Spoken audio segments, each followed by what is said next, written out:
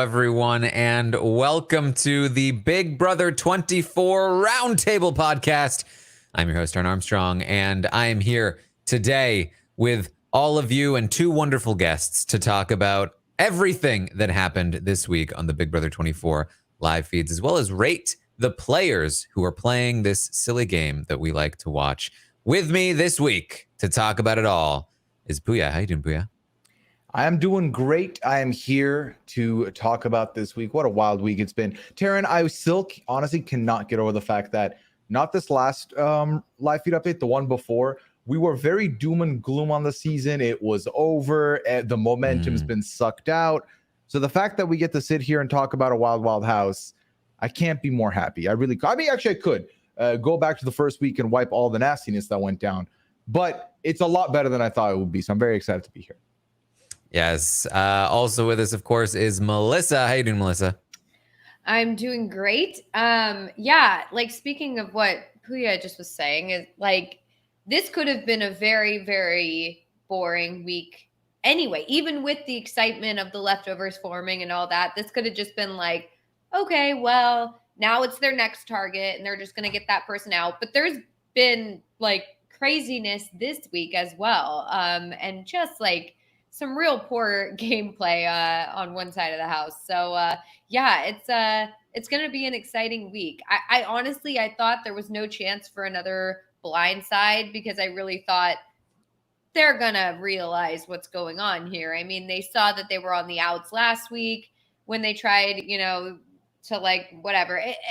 The point is they didn't see anything. They don't know that this is coming, and I'm very, very excited for Thursday once again. Yes, a lot to talk about here this week, despite the fact that, again, the twist is certainly making the end result very similar, right? Like there's not a lot of chances for anything other than what we expect to happen, but the players are doing their best to keep things interesting here as we go through the week. In particular, I think the biggest piece of news is that I'm just too horny, dude. The way that audio is just gonna make it off of your soundboard as the #1 hit this season. The minute, Taran, I tweeted it out as it happened, and 3 tweets were like, that sound. Taran's gonna put that on the soundboard. I was like, you best believe it. Man said horny on live TV, it's gonna be played. And then obviously you got a lot more use out of it in the last 24 hours, dare I say. Mm-hmm. Yeah, yes. This has been, honestly, I'm very surprised that this has happened. Really? I am, because I'm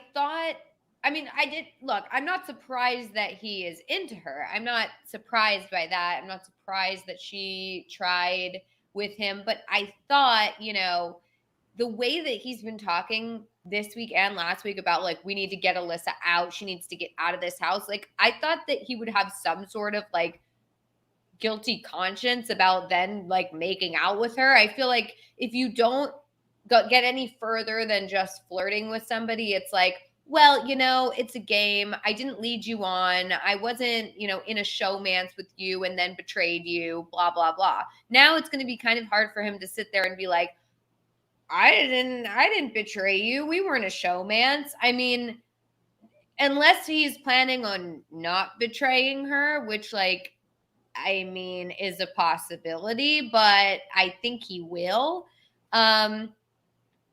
It just doesn't seem good for him. I feel like there's no plausible deniability now.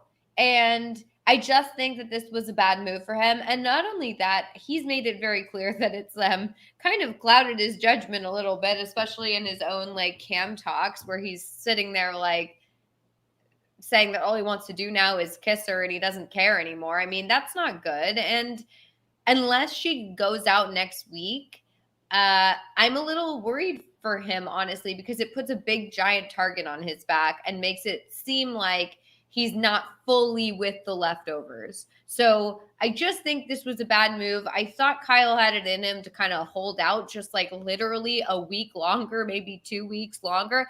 And I also thought, I was starting to think that he he wanted to get her out before jury so that she wouldn't be trapped in the jury house with him. Like, I was starting to feel that because it felt like he was trying to avoid her, I guess, and avoid this scenario happening. Now it turns out, well, he's actually super into her and he just wants to make out with her all the time. So I guess from that point of view, it's surprising to me, but the fact that they kissed is not super surprising. Melissa, I have 2 questions. What week in the season are we on? I have no clue. We're on week 4. What's his first name? Kyle's don't do well in week 4, Melissa. You know what? I Kyle's should have don't known. do well in week 4. You are so right. Wow. Yeah, I thought that he had broken that Kyle curse because he was doing so well, you know, with the leftovers and everything. By the way, I cannot believe we're only in week 4. I was sitting there thinking, like, you know, this roundtable probably won't be that long. We don't have that many people left. And then I looked at my draft board and I was like, oh, we have like basically most of the house left. Just down 3. Yeah. Yeah, literally just down 3. And I thought for some reason in my head that like we were way further into the season than we are. Yeah, on one hand, it's like, wow, week 4, that it doesn't feel like it's only week 4. But then on the other hand, I'm like, yeah, you know, the beginning of July, like last week. Yeah. Right? It hasn't been a month yet. 4th of July? No, not only has it not been a month, we haven't had the cast for a month. The cast got dropped, July 5th? It's August 2nd. Like, we haven't hit 30 days yet. It's wild. It feels so much longer than that. It really has. I also feel like there's been so many different like narratives this season too. It's like we're past the like Taylor bullying phase now, and then we're into like the leftovers phase. Now we're into like the showmance phase. I feel like it's like just I feel like it was a lifetime ago that we had all this stuff. Well, yeah. Interesting. Well, let's talk through it all here. Of course, this is again the podcast. We're going to rate all of the players from 1 to 10 in the second half of this podcast. But first, we're going to talk through the events of the week, the state of the house, and what's happening here on the feeds. If you have not done so already, you can still fill out the survey. You can rate the players yourself. Do you think that Daniel and Nicole have done a good job this week? Rate them from 1 to 10. How do you think Kyle's doing? Was it a good decision to kiss Alyssa last night? 1 to 10. You can rate these players. You can make some calls. I even included a question about the Kyle and Alyssa showmance. Are you pro or anti? Show your cards. Plant your hashtag. Though you still have 15 minutes if you want to rate these players and answer some of these questions. So, also, I do want to Can I quickly just clarify that when I said we're over the Taylor bullying thing, I was not meaning that those people aren't still being very nasty. I was meaning that they don't matter anymore. Like they're not relevant to like the those game people anymore. Don't have power anymore. Yeah, like they don't have Right. power anymore. So like I count them as like not mattering. And especially because like anyone who says anything, the leftovers can just get together and talk about how ridiculous they are and like just like laugh about it. And it's not like it was in the beginning where it was everybody versus Taylor who had literally no power and was just alone. Like that's very different to me than like nasty people being nasty and then the good guys not being nasty, you know? Like it's very different. Yes. So let's start at the beginning here. Obviously, the Amira blindside went through. Monty then won the HOH. And with that HOH, they were deciding that they were going to go ahead and target Nicole with Taylor going up on the block. But Taylor wasn't super comfortable with going up on the block, at least initially. So the idea was, let's put up Alyssa and Indy at first. And then, assuming the veto goes the way we want, probably then put up Nicole, which Taylor was okay with. However, once Daniel and Kyle won the veto, and I shouldn't say once, after Daniel and Kyle won the veto, and Kyle promised Alyssa he would definitely use it on her, and was like, yeah, of course I'm going to use it on you. Don't even ask that question. That's just a stupid question to ask. A couple of days later, the night before the veto ceremony, the leftovers decided, wait a minute, maybe we shouldn't use the veto. Maybe we should not take out Nicole this week because of a lot of weird, complicated bestie twist stuff that was interesting when it seemed like it was going to impact the results, but ultimately doesn't matter now. And so they tried to get Daniel to not use the veto the morning of the veto ceremony, with Monty telling him, hey, I don't think that you can trust the votes. I think that Jasmine, Alyssa, and Indy might vote against Nicole. I don't think she should go on the block. You shouldn't use the veto. To which Daniel and Nicole said, bunch of clowns and losers. They think they can trick us into not using the veto. What? No, if you don't want us to use the veto, that means we should use the veto. And so he did use the veto, to which Monty responded, I mean, they're lost. because now Nicole is up on the block against Taylor, and she will be going home on Thursday. The only other thing that happened is that, as we alluded to, Kyle made out with Alyssa last night. Big news. With other people sleeping in the room, I can't stress this enough. That is risky business, if you ask me. There's other people sleeping in the room. I can't do it. I mean, it's been a long time coming, obviously. So they were gonna, something could have happened. And, Melissa, earlier you said, well, with her, with everything going on, he wanted her to go. She was safe as of last night for this week. So I feel like that kind of eased him. I think at the very least, it put a pause on the time until next week, new power, everything there. So I feel like that's what kind of eased them up to potentially go for it, lean in kind of thing. And and I think the one kiss thing or whatever, not one kiss, but I think that the kissing thing isn't as big of a deal to me. It is the afterwards when he's talking about it and being like, all I want to do is just kiss her. It's all I can think about. I want her to come up to the HOH room right now. I miss her. It's like, Alyssa! Okay, like you lost your mind. Like that's too far. Like it's one thing to just be like, look, we're in the house together. Let's just like kiss. But to be like, I just want to kiss her. I don't care anymore. And I know that he's just saying that. He obviously still cares about the game. But the fact that that's like first on his mind it's just clouding his judgment. And it makes me very nervous. I really thought Kyle was doing so well last week. And not that he's not doing well this week, but the other thing is I feel like he's not using these things to his benefit, where it's like he's got Alyssa here and he could be like thinking more strategically about how he can use her moving forward. And instead it's like, we need to get Alyssa out. She's a threat. Like, I think he should be more saying, hey, I've got Alyssa. We can, control her.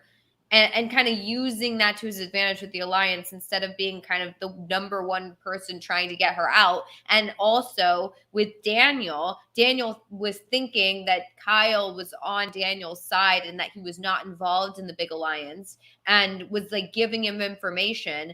And instead of kind of using that to more like kind of play into that and ultimately have numbers on his side to go against the leftovers when they have to turn on each other.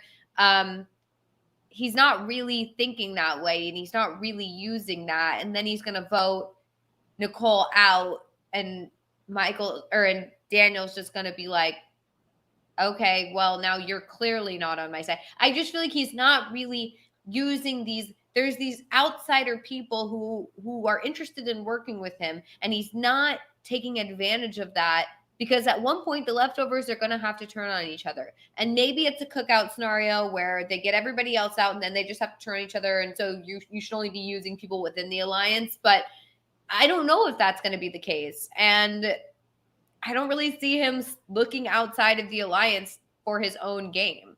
So I don't know. Well, here's what I'll say about that. In that part of me does agree with, this could be bad for his game, but also it's been less than 24 hours since the kiss.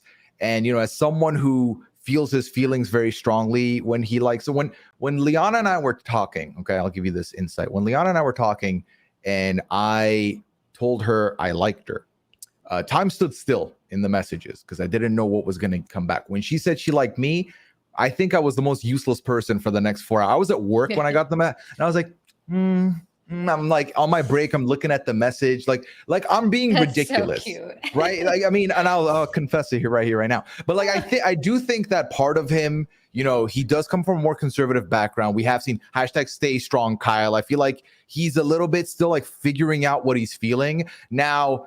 The big key for him comes next week, comes in a week from now when we see what's been happening since the kiss, since the connection, and what does he do with that? Like you mentioned, what is he going to do? Is this going to be an asset for his game moving forward? Is this going to completely cloud him? I feel like it's simply too early to exactly figure out where. That being said, him chatting about, talking to the feeds, I was like, this is good feed talk. But then when his mind just got shut off and he's like, Alyssa, I was like, what are you yelling for? Like, you want her to come in? This is weird. Like, so I feel like he's in both camps right now, and we don't know which way he's going to end up settling. Yeah, you know, we all laughed on Sunday night when Mike Bloom brought up a certain Shaq from Big Brother Past. But you know, I do think that specifically Kyle has been talking about like issues that he is having. He needs a Shaq. He needs some time to himself to help clear his mind, I think. He's too horny, dude. He's literally utilizing a hoodie as a cover up, like to paint the picture without going all the way there. It's a lot. It was a lot to take in today, hearing all that. Yeah. I don't like it. I don't like it. I have to say, I don't like it. I like flirtmances. I like it when there's that like push and pull tension of like, do they like each other? Are they kind of just like flirting? Like, I like seeing Taylor and Joseph, or Taylor and Kyle even, like just, and even when initially Alyssa and Kyle were kind of flirty, but you couldn't really tell like who was interested in it.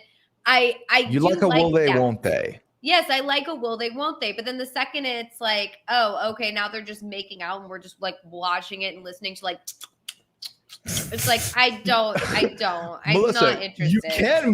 You can mute your feed while it's happening. You don't have to listen. There could be game talk in there, Pooya. I don't know what I'm missing. I mean, you'll see them use their mouths verbally. Yeah, game and then talk.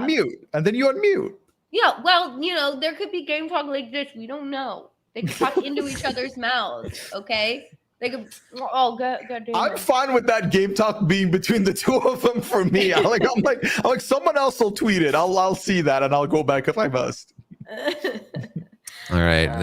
Now you know, if you want to hide game talk from Pooya, just do it into somebody else's mouth. Literally, just game talk Easy. into their mouth. Yeah. That's how you hide it.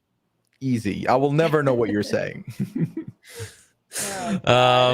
Yes. So Kyle and Alyssa now a thing. Now the thing about the Showmances is that we have talked about how it's kind of a misnomer that like, oh, Showmances are bad for your game, because we've seen a lot of very successful Showmances in the game, and you know it usually does kind of help you, especially because you know, it adds some weight to your name. It's harder to go after you if you know there's another person guaranteed that will be upset with you, gun for you, probably not want to work with you if you target either one of them. And you now have two people who are guaranteed to be working together, and winning comps together, and all of that stuff. Not to mention the fact that I think that maybe an aspect of this as well is that usually Showmances consist of the very young, fit, athletic people, which means they're more likely to be the kinds of players that are already winning competitions. So doubling up on their chances with that is only just going to further help that cause. But there are usually a few things that go along with Showmances that make them successful. One, they're usually working together. Kyle and Alyssa are not. He's spent the last 2 to 3 weeks campaigning specifically against Alyssa, trying to get her to go home.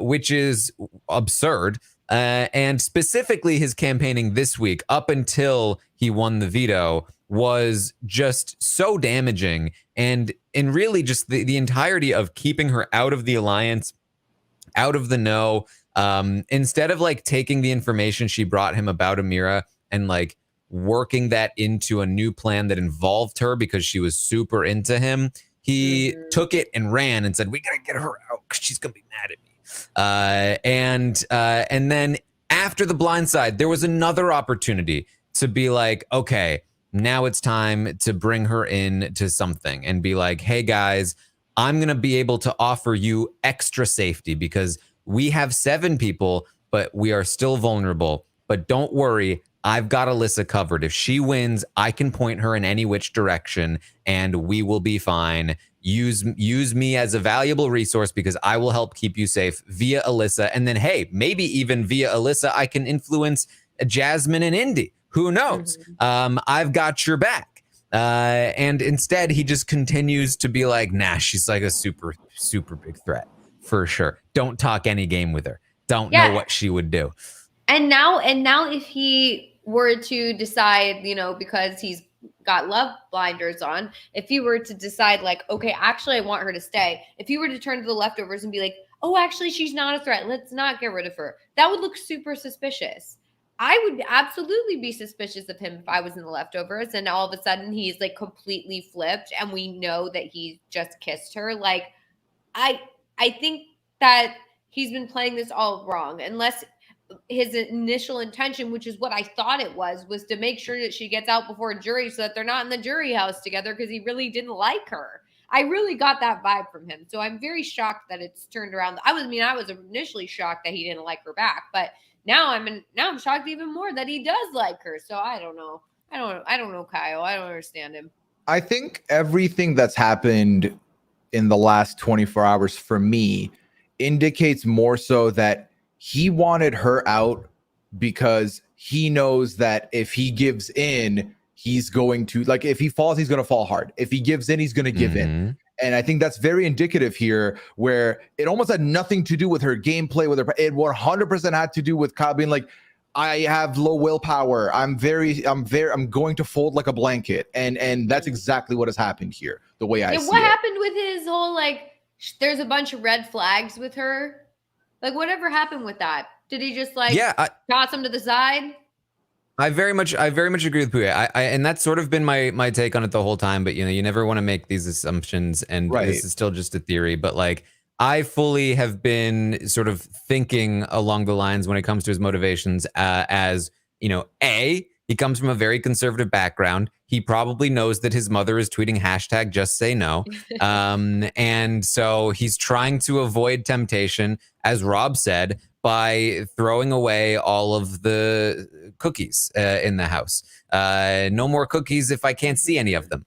And 2, I think that he is a little bit insecure about the situation, even though she has been the one throwing herself at him. I think he is concerned that as soon as he gives in and like dives in, he's going to dive in deep, and she's going to be like, great, got that out of my system, because she's made some comments that have been like, yeah, outside of this house, I don't know. And I think he's also a little bit concerned about the situationship outside of the house. He actually asked about it the other last night. And so I think that he's been sort of also maybe trying to protect his own feelings a little bit. And as we see now, as he's talking to the cameras, he's like, I really like her. Oh my God, she's so hot. And like, oh, she likes me. Can you believe that? How could she like me?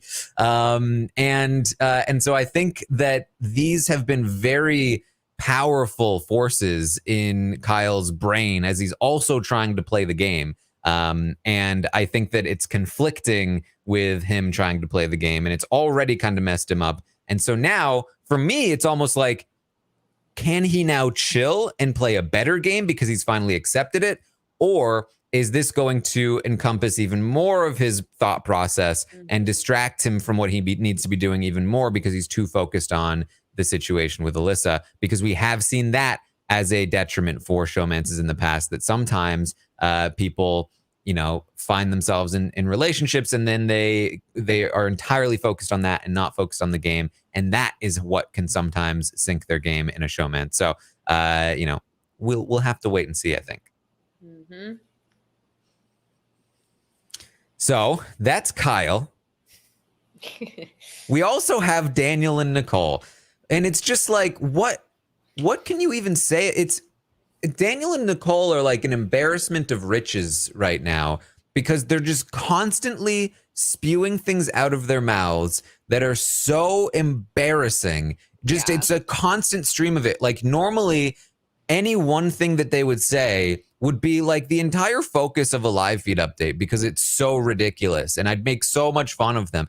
But it's like they say so many things that it's like, yeah, I could point out this one and this one, like, oh yeah, I think this show really shows people's true colors, and our colors are good colors because we're great people.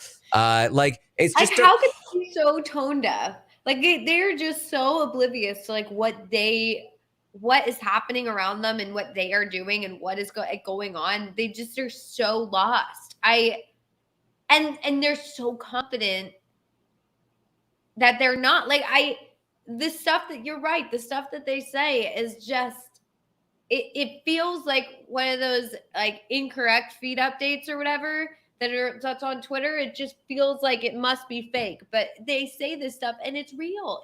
I don't know how they could have, I don't know how they could have played this week worse. It's just so, we're seeing how this happens in real time, right? These are two people who started the game in a situation where they didn't even have any strong opinions.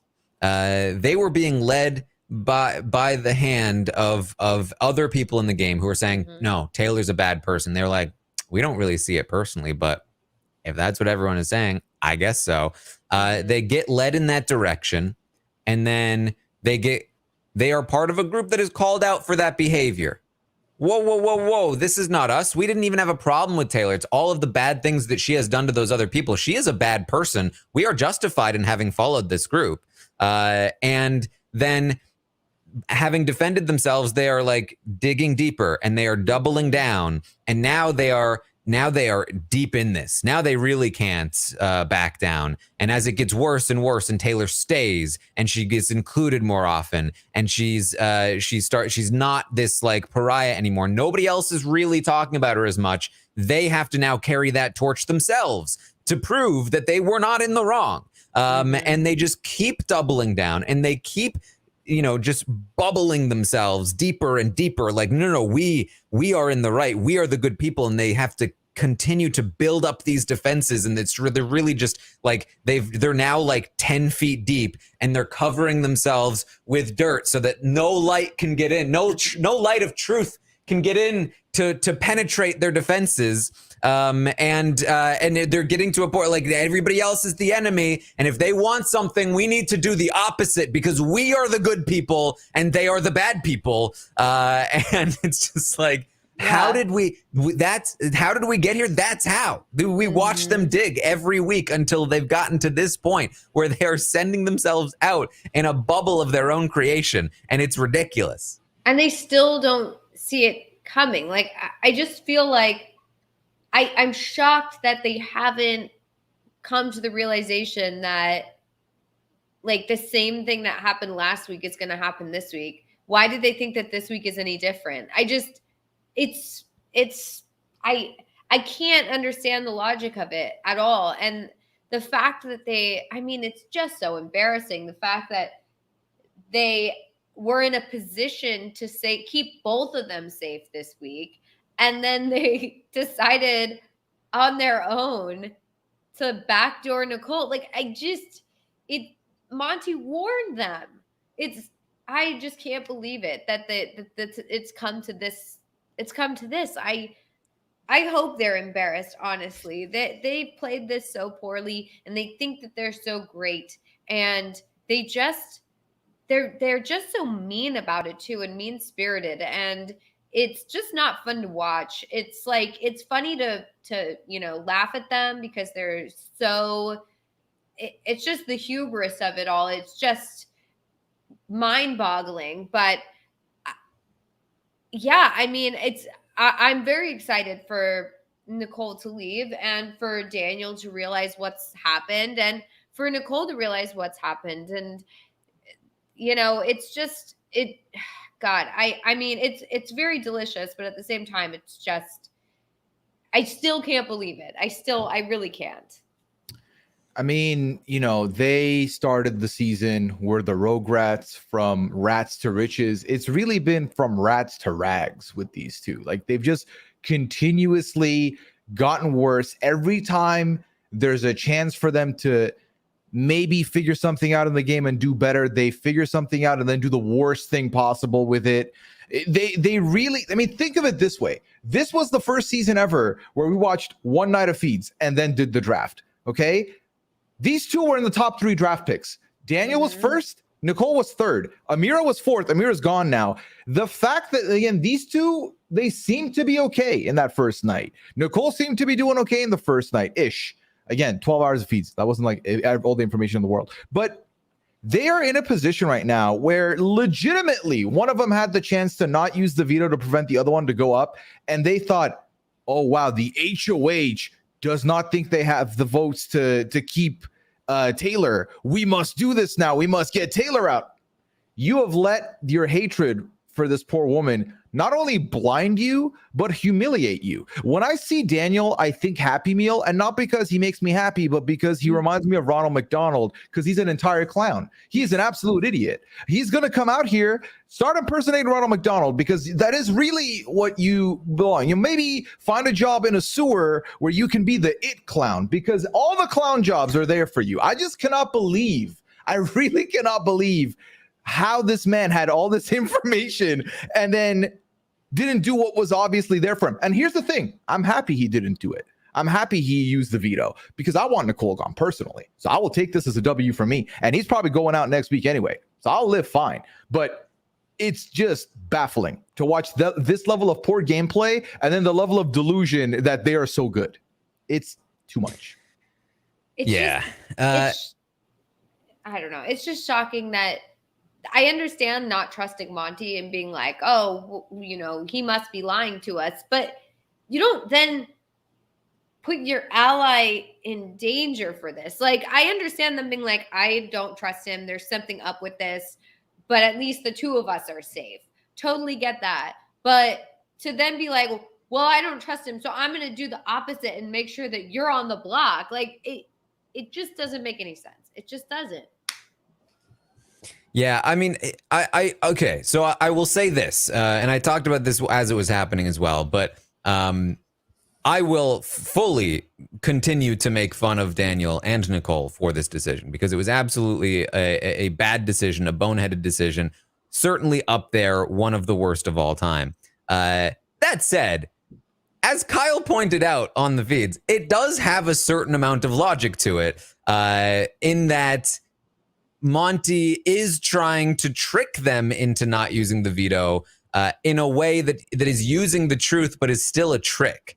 And if Daniel's read on Kyle is better and his read on Terence is better, then it kind of makes sense. He is kind of trying to do what Kyle and the leftovers did last week, where they were like, yeah, let's flip this house against the people in charge. And there is a certain logic to what he's attempting. And I appreciate that he is trying and that he is not lying down and just being like, well, I guess I'm just going to play a conservative game and let the big alliance continue to be a big alliance. I do appreciate that. The problem is that he is all wrong. And I think that the thing here that is worth pointing out, because I want to encourage future players to do not necessarily this exact thing that Daniel is doing, but the way that he is thinking in terms of just because a big alliance wants me to do a thing doesn't mean I'm going to just automatically do it. I'm going to make risky plays in order to make sure that the big alliance doesn't get their way. I think that's not a terrible mindset. Just maybe don't, put your best and closest ally on the block intentionally when there's a big alliance that probably controls the votes. But definitely come in with that thought process in mind. But the thing is, and the thing that I think really is the key element here, and the reason why I'm very much still on board with like I still do not give him an ounce of credit, and we'll talk about that in the ratings, is that the reason he's wrong, the reason that nobody is willing to work with him is because specifically of his behavior in the house. This is not a situation where he just happened to be on the wrong side of a big group of people. He was on the inside of a big group of people. He was in a position where he had all of the advantages. He was the first HOH. He had a big group of people around him. And the reason that these people came together to take out him and his ally, the reason that they're specifically angled at Nicole and him is because of the way that he has treated others in the house. And that's primarily why they're not going to reverse the decision either. They're so disgusted by his behavior that they couldn't even fathom working with him. And that's his downfall in the game, even more so than this specific decision. It's that. And that's why the fact that he's making this decision is all the more juicy and just ridiculous and clowntastic, because it's all of those things compounded into this one decision that is sending his best friend, his closest ally, out the door. It'd be one thing if it was like this was inevitable and it was going to happen anyway because Kyle was going to use the veto. So, Daniel had, sucks for Daniel, but there's really nothing that could have been done. However, the fact that they changed course and decided not to go through with getting Nicole out, and he could have kept Nicole in the game. Like he could have had his number one ally stay in the house. And then he took it upon himself to make sure that this happened. I just feel like, yeah, you can't write this stuff. It's crazy. It's just, oh God. I mean, it's gonna be bad when he discovers what happened. Oh God. Yeah. Well, let's quickly discuss the state of the house here, because there are some interesting things about where people are falling. It's not quite as simple as it appears on the surface. Obviously, we have the leftovers as the primary source of power in the game. They will remain so for at least another week because of the twist, except for some very unique circumstances where Michael and Brittany end up on the block post veto. But for now, this is the primary structure in the house. It's the leftovers, which is, of course, Kyle, Monty, Turner, Joseph, Michael, Brittany, and Taylor. They kind of have Terence attached, but he is very much, in my opinion, just willing to do whatever the last person tells him to do, primarily the person that seems like they have the most sway, and would turn on the leftovers in a heartbeat if that was what was in front of him, and would turn on anybody else in a heartbeat if that's what was in front of them. So even though he can be a number for them, I wouldn't really count him as a number for them. They then, of course, to some degree should have Alyssa, because Kyle can definitely get Alyssa to pretty much do whatever in order to, if he says this is what's best for a game, I think she would do it. But he's not really willing to do that, hasn't shown a willingness to do that so far. So I wouldn't necessarily count her as a number for them yet either. And so on the outside of the leftovers, you have Alyssa, Jasmine, and Indy, who are kind of loosely connected. Alyssa and Jasmine were a lot tighter prior to this week, but they've kind of grown apart a little bit. Indy was never really in with Jasmine and Alyssa, but at this point, they don't really have many other options. So they're kind of like, yeah, we're totally besties, Indy. And then you have Daniel and Nicole, who are out on their own island, not really trusted by the women, definitely not trusted by the leftovers, and Terence is really the only person that's willing to row his boat over to their island. But again, that's just because he's willing to, dock his boat in any port that takes him. So that's kind of the structure of the outside layer of the house. But within the leftovers, there's some interesting stuff going on as well. Obviously, you have the Pound, which is Kyle, Monty, Joseph, and Turner. Monty and Joseph seem to be pretty decently loyal to the Pound. I would say Monty even more so than Joseph. They, at the very least, they haven't seemed to explore other options as much. Joseph does have some relationships, say, like with Taylor. He's talked with Turner. But Turner's in the Pound. And he, has conversations with Brittany, but Taylor, Michael, and Brittany haven't really expressed any super big interest in working with Joseph long-term yet. So those connections have not been made super strategic yet. He also, of course, has relationships with people like Indy, and he also talks with, Jasmine and them. But again, whether those can ever really turn strategic at this point, even though he does talk game, they're not like linked strategically, yet to be seen. Then you have Turner, who seems to be pretty decently on board with the Pound, but recently made a final two with Kyle because he sees Monty and Joseph as a tight pair. Most of the house does. And so he felt like he needed a duo as well. He approached Kyle. Kyle said he was down. Kyle is telling the cameras that as far as he sees it, within the Leftovers Alliance, he already had this alliance with Michael and Brittany called the Outsiders before the Leftovers was even created. So he's still looking at that as a reliable source of power. And with this recent Turner final two, he's looking at a final four of potentially Turner, Michael, and Brittany and himself, which would, of course, mean leaving Monty and Joseph on the outside of that.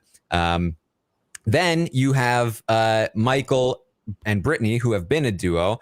They are also now working pretty closely with Taylor, they're kind of becoming a trio. And it seems like Brittany is even more kind of gravitating toward Taylor in terms of making a final two with her. She has made a decently official final two with Taylor at this point. In my opinion, Brittany would love to go to the final three with both of them, but probably would end up choosing Taylor over Michael to take to the final two specifically at this point in time. So a lot going on within this Leftovers Alliance. And I think a leading source of tension is that Joseph seems to be very much anti-showmance when it comes to Kyle and Alyssa.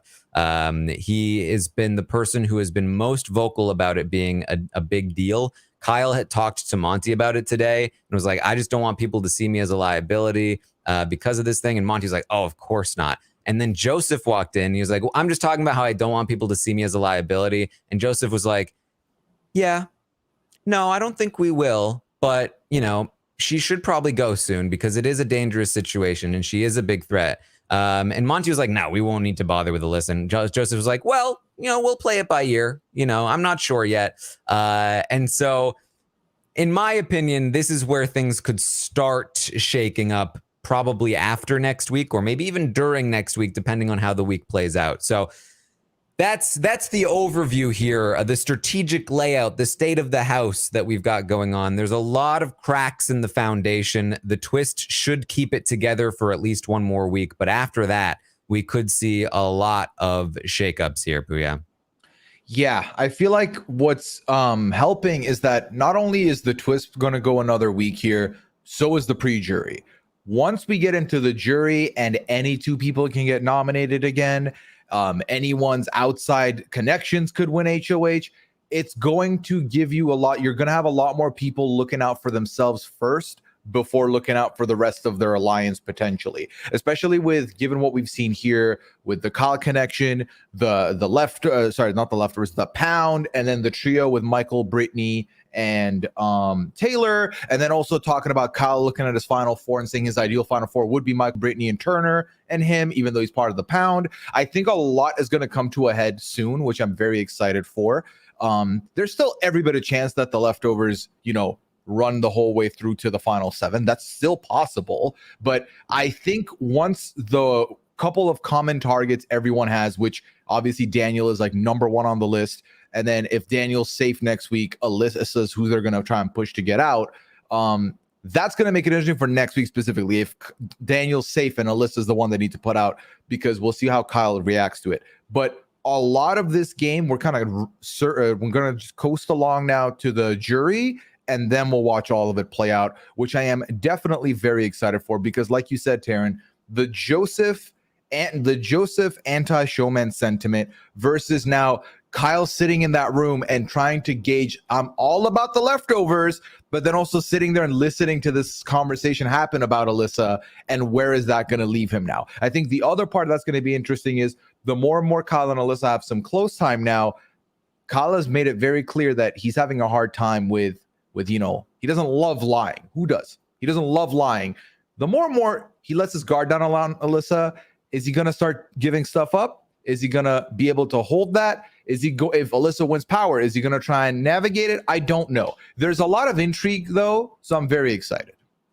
Yeah, I mean, the thing is that I would say that if I'm thinking purely from Kyle's perspective, the thing that's probably best for his game is that he keeps her safe next week, and then the following week when things kind of start getting a little weird, time to pull Alyssa in close, pull Turner in, who likes Alyssa, say Michael, Brittany, Monty, and Joseph are a huge threat. They've got Terence and Indy.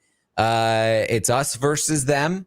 And all of a sudden it's starting to look really good. And the leftovers, that vehicle kind of, runs its course for him in terms of its usefulness. So he's not talking about doing that specifically right now, but it wouldn't surprise me if it crossed his mind for both strategic and personal reasons that, hey, maybe I should change my plans to include Alyssa a little bit further, because it doesn't really make sense for me to let her go.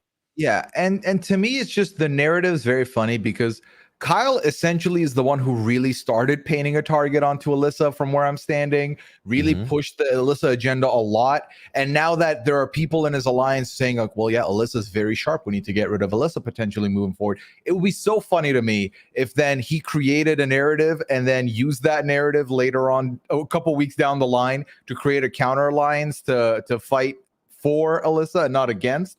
That would be a lot of comedy for me, because Kyle did, again, fall backwards into a probably better outcome this week than if not for him and his own devices, he would have been getting Alyssa out this week. So it's possible that Kyle's biggest adversity in the next month of gameplay is his own work from the last couple of weeks. Like the work that he put in to put that target on Alyssa is now the biggest thing that he has to contend with in the next few weeks.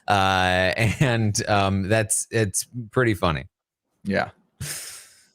So, all right, let's talk about some of these survey results. Okay. The survey results are in. The window is closed. You've missed your, if you haven't filled it out, you've missed your opportunity.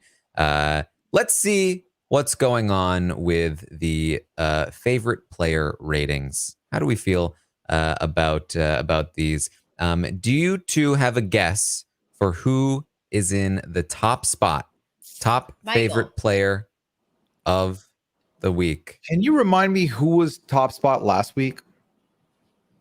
It's been Michael since the season started. That's why I guess Michael. I have no reason to waver. I would have said Taylor, but I'm not going to waver. I'll say Michael as well then. You got tricked by history, Pooya, because Taylor has overtaken Michael in the favorite player ratings. I'm blaming this on Melissa. She swayed me. She said Michael, and I said she must know. She's been here 3 weeks. I'm happy though. Taran was trying to trick us, so we had to pick the other one. Hey, you asked me. I was just giving you the facts. Melissa, let's Daniel and Nicole. Okay, we were just trying to show that we didn't trust Terence, so we had to do the opposite. That's all. Taylor Nation, we out here. Love that. Okay, Taylor number 1, Michael number 2. I'm guessing. Yes, by a very slim margin. But yes, Taylor has overtaken Michael. Maybe then Brittany, and then Joseph, and then Kyle, and Joseph then 3, right? Joseph Monty. 3. Pooya is correct. Joseph is 3. Baba Joseph. Let's go. Okay. Nice. All right. Obviously, I think that you can both guess that there are 2 at the bottom. But in what order? Who's last and who's second to last? I That's think hard. Nicole is last and Daniel's second. All right, for the sake of being different, I'll say Daniel last, Nicole second to last. Let me tell you why my logic could lean that way. Nicole's about to leave anyway. We have to deal with Daniel another week, so people aren't happy that there's still one of them there. So let's just say Daniel last. But either way, it makes sense. Melissa has it. Nicole is last. I think it's the opposite. I think that there's an instinctual desire to just further punish the person that's already down. I think that's not to mention the fact I think Nicole is also the person who is by far most vocal with the most ridiculous things being said. Like Daniel has said some bad things and he was awful in that confrontation. But Nicole talks so much. Doesn't stop. Like it's just nonstop. So Nicole is the one you're probably seeing all the quotes from if you're on social media, because she's the one that talks the most. All right. The list Turner? here. It's Taylor on top, followed by Michael, Joseph, Kyle, Turner, Brittany, Monty, Alyssa, Terence, Indy, Jasmine, Daniel, Nicole. Turner's climbing up. Remember he was He like is. last place or whatever. It was like way at the bottom. Week 1, he was last place. Week 2, he was last place. 2 weeks in a row, last place for Turner. Week 3, he was 6th place. And this week, he's 5th place. Turner has been my biggest turnaround in a good way. I feel like Daniel has been my turner around. Daniel has been my biggest turnaround in a bad way. Whereas Turner has been just like, I enjoy Turner so much. I feel like I love his cam talks. I love his friendship with Taylor, his voice, obviously. You know, I was ahead of the curve. I said that, and I got reamed a new one. Everyone was so mean to me about it and teased me about it. And now look who's laughing now. Oh, who would tease you about it? The internet. And now everyone loves Turner. So, you know, I'm just going to throw out there that I started this. Everybody in 5th place loves Turner. 5th place loves Turner is where they're at, I think. Yeah. Well, yeah. Here's the thing. But that's love, right? Like Turner's bar was in hell when the season started. The Mr. Beast stuff I knew about, and then there was the other stuff we saw that then the sister had said, but then the sister had some other stuff too. So that one kind of like 1-for-1 balances out. Like I don't know whether I trust it. But then the season starts. He's not showering. He's just following Pooch. He's saying some nasty stuff. I was like, all right, you know, we saw what we saw. Then he took a couple showers. He repented for the stuff he had said. He kind of became the voice of reason in a way. He ends up in this new alliance. Of course, it's on the upswing there for sure. But Melissa, I will never forget. You mentioned Daniel. I will never forget the night that Daniel won HOH that first week. And I remember a tweet stuck out to me. And that was you saying, Daniel requested Tame Impala. I knew I liked him. I liked him. I think I said I have no choice but to stan. So that's worse than stan. Little different, but I will say so. Like to be fair, I didn't say that I liked it. We can roll back the tape and see what I said. I don't remember, but you know what? You're right. And in my drafts folder is a tweet that will never come out about Daniel, about like how all these various things that he likes and like has said. And I was like gonna say like, is he me? And thank God I did not tweet that one out. But he at the time it was like he was like listing off Tame Impala and like he talked about musicals and like all this stuff. And I was like, and everyone in the house had no idea what he was talking about too. They're like, Tame Impala, I've never heard of them. And like I was just sitting there like he likes so many cool things. Like what a cool guy. And now I'm just like, thank God I like had the foresight to not tweet that out. So listen, yeah. Known Taran deep dive listener Daniel. Daniel was the one who cited the Kevin interview deep dive. So wild. It's just wild. It really it comes to show you can go with the bios in the preseason. You can watch one night of feeds. At the end of the day, who knows how the season's going to kick off regardless. Yeah, I feel like and I also really liked Jasmine in the beginning. So clearly I have no idea what I'm doing.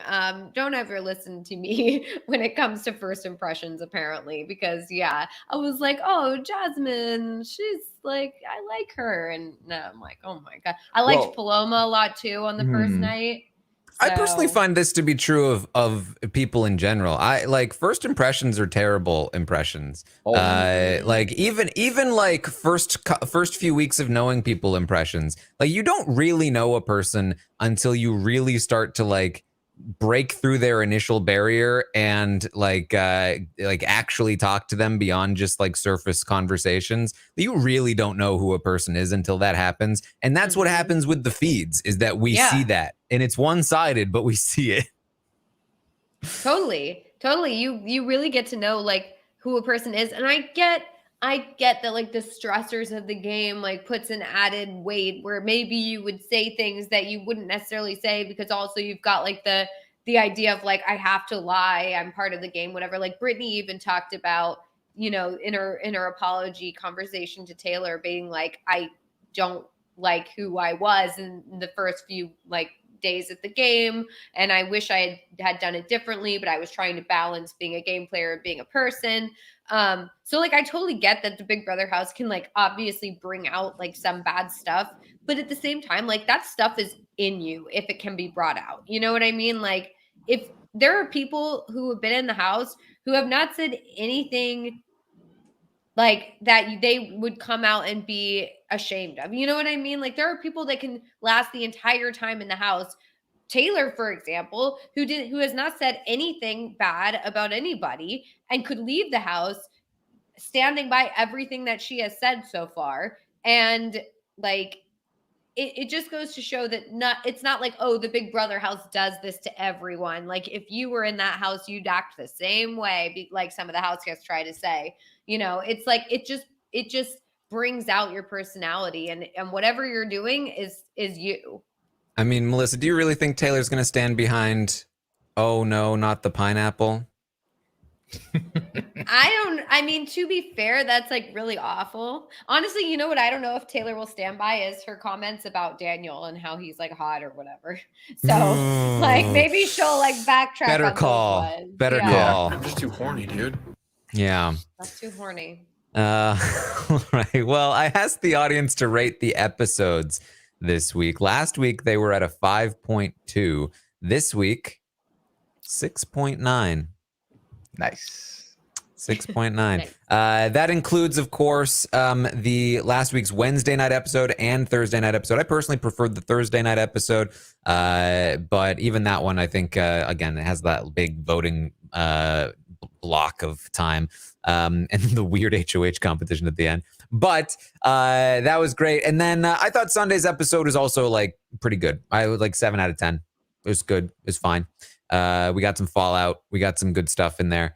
I'm hoping that tomorrow night will be another great one. I'm hoping that Thursday night will be another great one. So hopefully we're in for some more good episodes as we move forward. Ask the audience to rate the feeds this week. Last week, they were a 9.0. This week, 7.7. Still very good. Not the highs of the highs, but definitely a 7.7 under most circumstances would be like, wow, very good feeds. And I think that this honestly would have been a little lower if not for the events of yesterday and all of the chaos that happened pre-veto ceremony, and all of that. But still, definitely some very good ratings here for the feeds this week. And then the season as a whole so far, when the season started, it was a 3.5. Week 1. Week 2, 4.5. Week 3, 6.4. Week 4, 7.1. Oh, so close. It's another 6.9. Nice. That's better. That's better than 7.1. Now, Taran, you have to play the sound clip about him being horny. No. This is a different situation. Same thing. I also asked the audience to rate the bestie twist this week. And I got to say, even though last week it was a 2.9, I said that's too high. I said that's too high for the bestie twist. I think it got a little bit of a pass because of how things played out. 2.9, still very low, but still too high for what is a terrible, terrible twist. But I've got to say, I'm very proud of the audience. I have a lot of deep pride for you all because you did not change your number at all this week. Another 2.9 for the bestie twist. You said, I don't care how it's playing out. You said, I knew what it was last week. I know what it is this week. I'm not going to be fickle. I'm not going to change my mind. It's still a 2.9. It's not a 3.0. It's not a 2.8. It is a 2.9. I told you last week. I'll tell you again, and I'll tell you next week. Yep. Good job, audience. But it still should be lower. I asked the audience, do you think Monty did what was best for his game as the HOH? And 90% of you said yes. Yeah. He did what was best for his game. Where 9% of you said no. I do think that taking out Nicole was better for his game, but he didn't really intend to, because he did try to not take out Nicole by taking out Alyssa, which I did not think was best for his game. So I do think it was a little murkier than I would have thought, but overall, I think I agree with the audience. More of a yes than a no on Monty's HOH. And then big question, of course, everybody has been waiting with bated breath to get to this question. How do you feel about the Kyle and Alyssa showmance? I'm a bad boy. Now, here's the two options. I'm going to need you two to answer this question before I tell you the audience results. The two options are hashtag Kylissa forever or hashtag just say no. What team are you on? What team am I on? I'm gonna go with what I think is gonna be the answer everyone picked. I'm gonna say just say no. That's what I'm gonna say. And that's what you believe too? I feel like this has the capabilities of making stuff more messy, which I'm okay with moving forward for my feed's entertainment. So I'd be okay with it from that regard. Will I watch it with the audio on quad cam, Melissa? No, I will switch it off, mute it, and not listen to the smacking. But I'll say just say no. Yeah, I'm a just say no, but will I watch it with the audio on quad cam? Yes, because I don't want to miss a minute of strategy. Pooya, I want to be very, very knowledgeable on what's going on in the house for my ratings. It's very important to me. I take it very seriously. So, like, if they're going to be talking game into each other's mouths, I want to know. I'm excited to hear what last night's strategy talk led in your ratings for Alyssa and Kyle later. You lost some very valuable information. Might I'm not going to tell it to you because, I don't want to, give you that information. That's for me to know and you maybe to find out if you go back and rewatch. But, just so you know, it's very important. Good information. All right. Yes. I received a complaint from an anonymous account that the account name was Kay's mom. Don't know who this was, who said, you need a stronger option for the just say no. I didn't know. I don't know where that came from, but 85% of the audience said just say no. Hashtag just say no. 15%. Kylissa forever. Oof. We might need to track this as the season goes. I wonder, I feel like showmances, they often have very fervent fan bases. I'm wondering if it will slowly grow over time, or perhaps it will shrink, but become more intense. I don't know. Keep an eye out for any Twitter accounts with profile pictures, hashtags of a portmanteau name. And here's the thing, right? Here's my ultimate breakdown on showmances. If a showmance has the makings of being up, down, messy, I'm okay with it for feeds entertainment. I will take that. But whether the showmance is up, down, messy, or just, what's the word Rob uses, schmoopy, the show will take it and put it on the edited show, and that's where I don't love it, because no matter what the showmance looks like, it takes up too much of my TV screen time for the 3 episodes a week. That part I do not like. But if it's messy on the feeds, I'll take it. All right, so you would say you're more hashtag Don't air that. Hashtag don't air that. Yeah, that's the hashtag we were looking for, Taran. That's a good one. Yeah, that's good. That's good. Yeah. Also, to be very clear, because I really don't want this, because I know that there's people that are going to start saying this. I was being sarcastic about the Kay's mom account. No such thing happened. Leave the woman alone. She's suffering enough as is Yes. with this whole Alyssa showmance thing. I asked, oh boy, I asked the audience, who do you want to be evicted this week? It was like 99%. It's 100, right? Or like a couple, I guess 99.7. Oh, Melissa, do you have a guess percentage? Do you have a decimal to throw in there? 99%. 99.00? Yes. Melissa is closer in facts, but Pooya is closer in spirit. It's 99.07. Oh, wow. Hey, one of my numbers made it out of the decimal. I just had an extra 9 in there. Yeah. Yeah. 99.07 want Nicole. Want Nicole to be evicted this week. That makes sense. So, yeah, there's, I see you, Taylor voters. Let's see what's going on. They're memeing. Genuinely, they're joshing around. I don't think anyone actually is like, no, you know what? It'd be better. That's what I want. I don't see it. Does it give you a number of how many people voted for Taylor? How many people voted? Yeah, like total? 20 people. Wow, 20. Yikes. Those people. Yeah. Fine.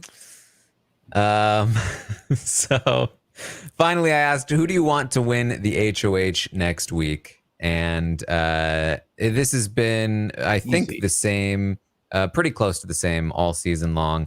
Yeah, about 50% each week. Taylor, people want to see the Taylor HOH. Make it happen. Oh yeah, the Taylor HOH to take out Daniel is stuff dreams are made of. That would be the best way to go into the jury. That'd be amazing. Give me that. Yeah. All right. Are we ready for some ratings? Yeah. Let's do it. Let's pull up the ratings.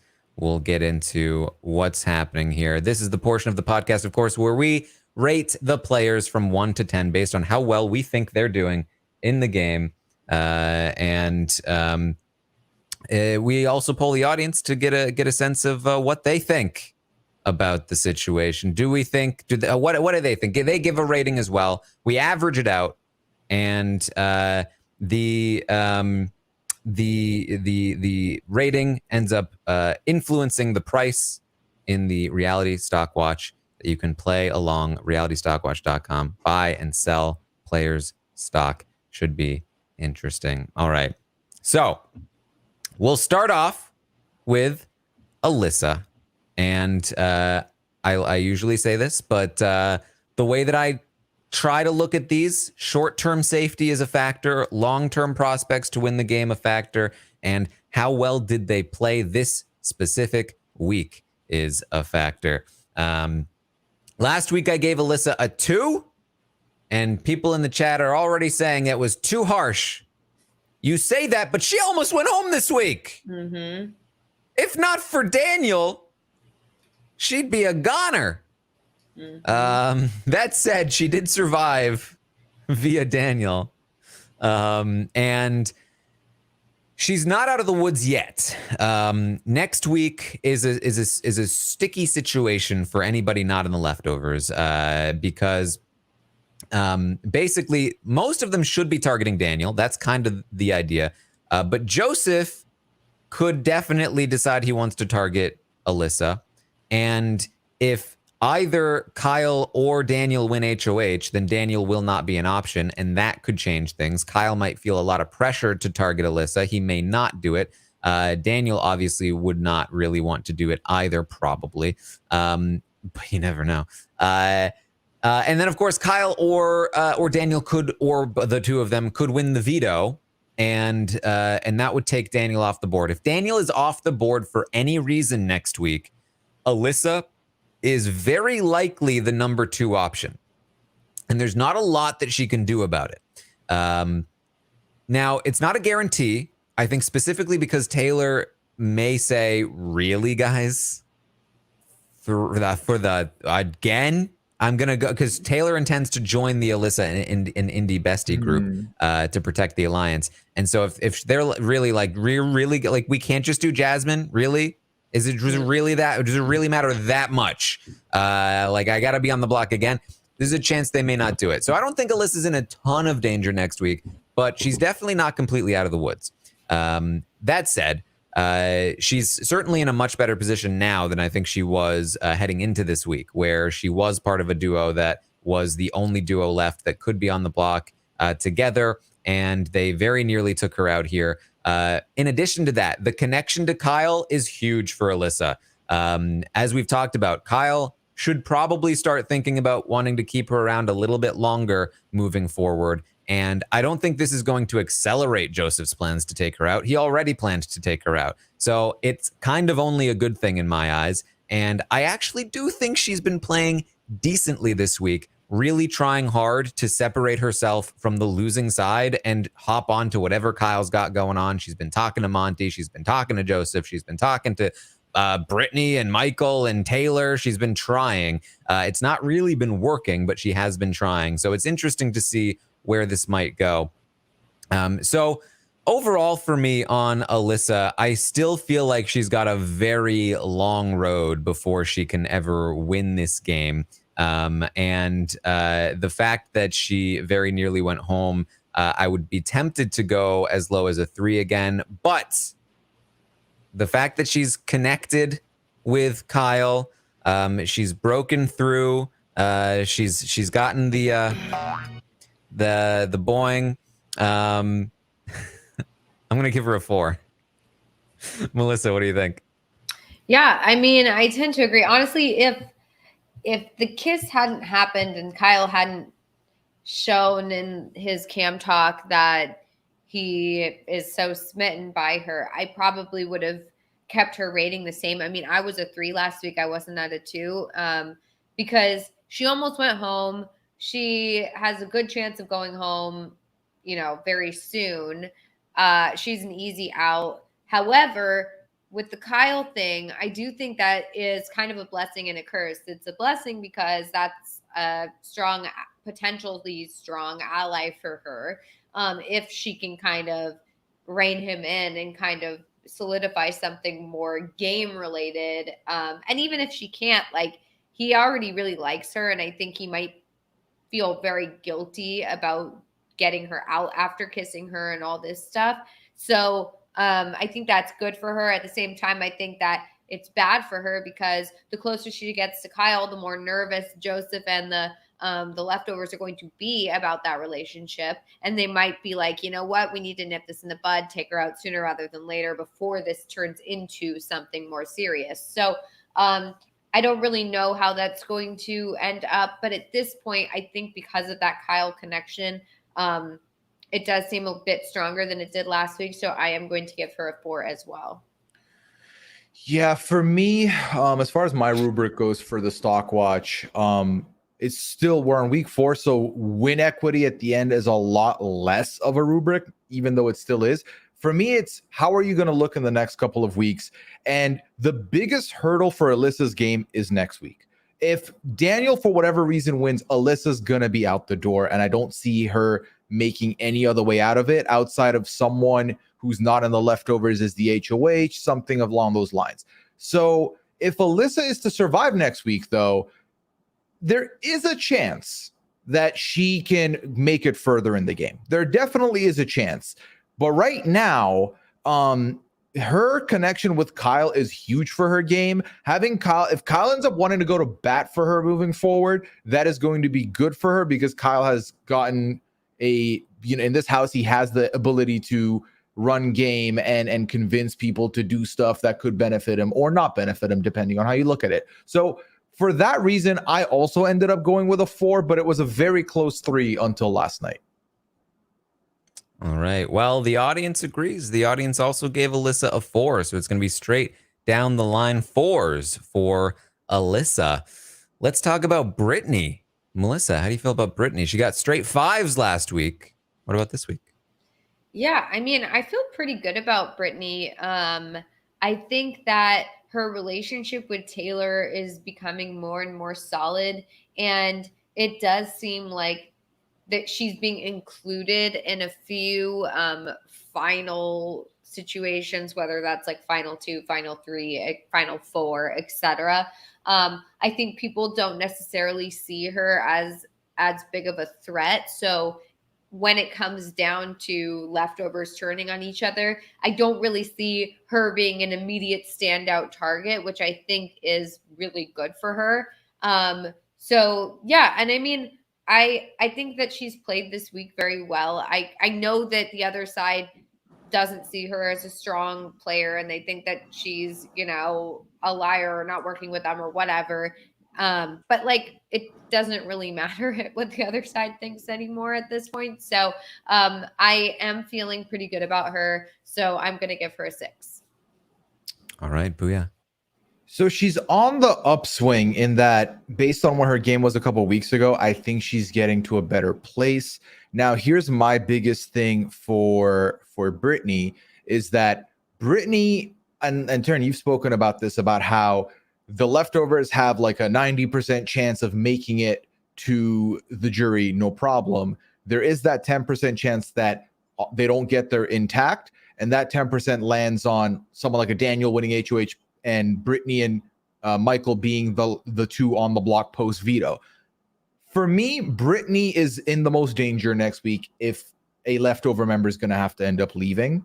But also, like I said, win equity doesn't count all that much for me. I think as of right now, she isn't a lot of endgame plans for people along in the leftovers, and that's because Brittany, they don't see Brittany as someone that could win in those combinations, and Brittany not being too well liked outside of the leftovers isn't a great spot for her either.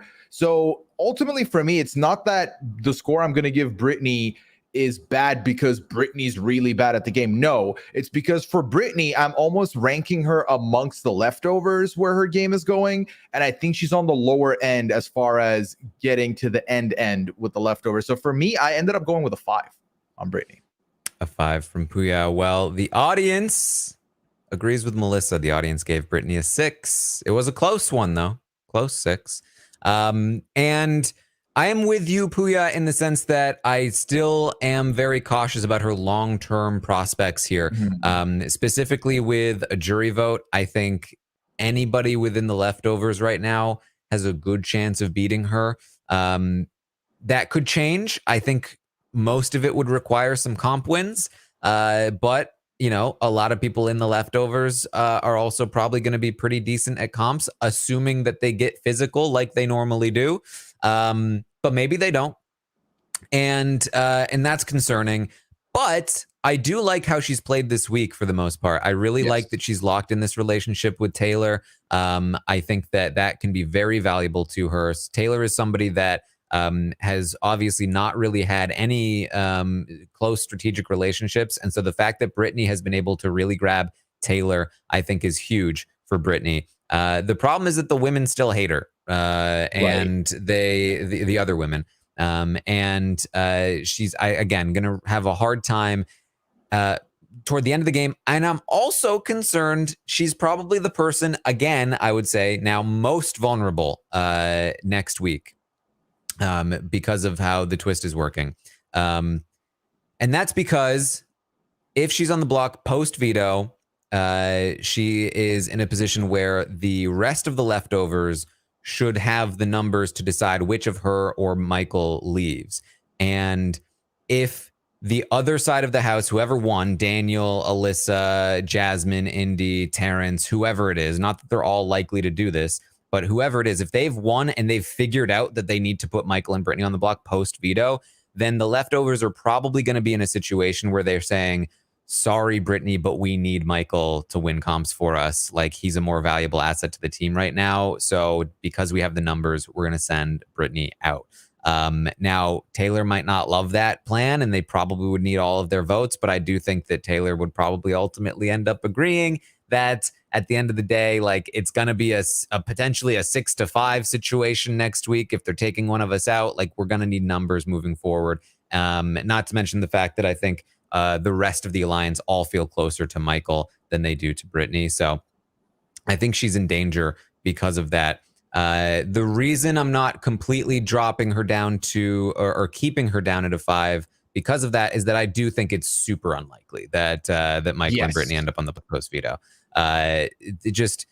Even if somebody from the other side wins in the first place, which is already pretty unlikely, somebody probably other than Alyssa, who Kyle could probably control her nominations, or at least control to the point that she's not doing a very specific thing. Like, oh, I want to target Michael and Brittany. Perfect. You should definitely put them on the block right away.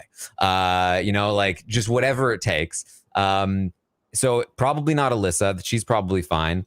Then you've got, maybe Daniel could be an issue. Maybe Jasmine, maybe Indy.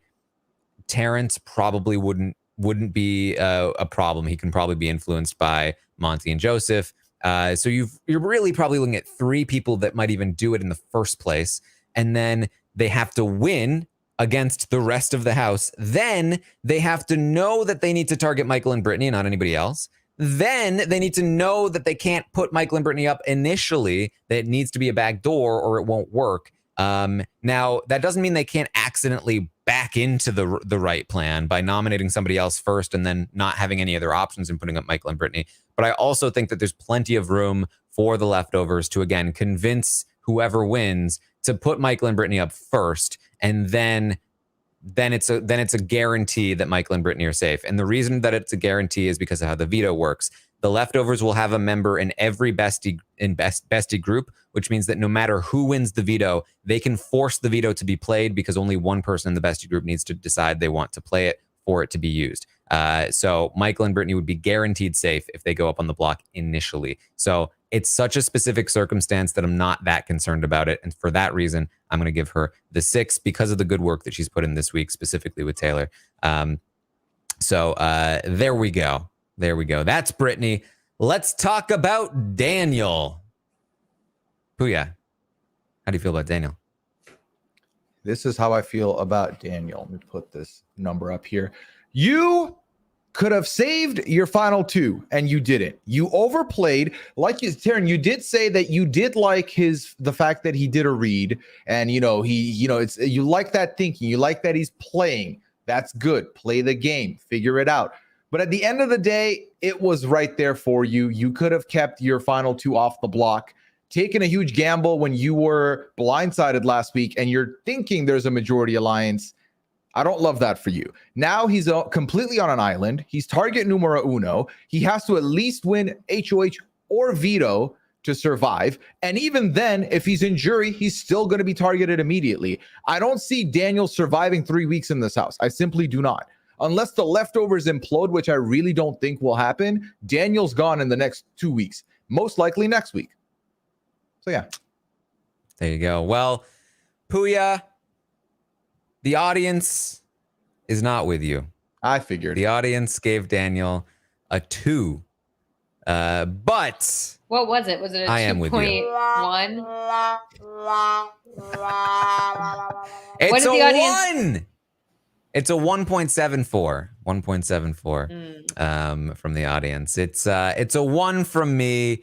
I did consider the 2 because, again, I do appreciate where he's coming from in terms of trying something versus lying down and dying. But come on. And the clown comment alone deserves a 1. The celebration. Like, if this, yeah, if the fact that he still thinks it was a good decision, like, if this is not a 1, then nothing can be a 1, because this is 1 behavior through and through. It's a 1. Melissa. Yeah, do I'm you actually say? gonna give him like a 7. I'm just kidding. Oh, Oh, God. Yeah, certainly Tame Impala giving him. again. Yeah, he likes Tame Impala. What? What's wrong with that? Yeah, no, I'm giving him a 1. Honestly, like, and I, it, it's That was funny. interesting because I okay, so like when he's sitting there talking to the cameras about like, okay, this is step 1 in the plan. Now I have to convince him that it's his idea or whatever. Like that stuff's all good stuff. If he wasn't talking about this exact situation. And like Terence said, like I do appreciate the idea of like, okay, here's a multi like step plan to try and, get my way this week, even though I'm not in the majority and I had been blindsided last week. But it's like, and even if the logic is there that like, oh, Monty is trying to trick us, he wants us to do the opposite or whatever, like just don't risk your ally. Like don't risk it. Maybe sit there and take that into account and be like, okay, I clearly can't trust Monty anymore. Like, and so next week I'm not going to trust him and we're on our own. But then don't risk your number 1 ally ever, especially in a situation where you are in the minority and you've just been blindsided last week and you still haven't figured out the house. Like I get that they think that they have figured out the house at this point, but they're obviously wrong because they think that Kyle's with them. So it's never a good idea to risk your number 1 ally in the house, especially if you are down to basically 1 ally left. So it's just poor gameplay and it's just a real bad showing, I'll say.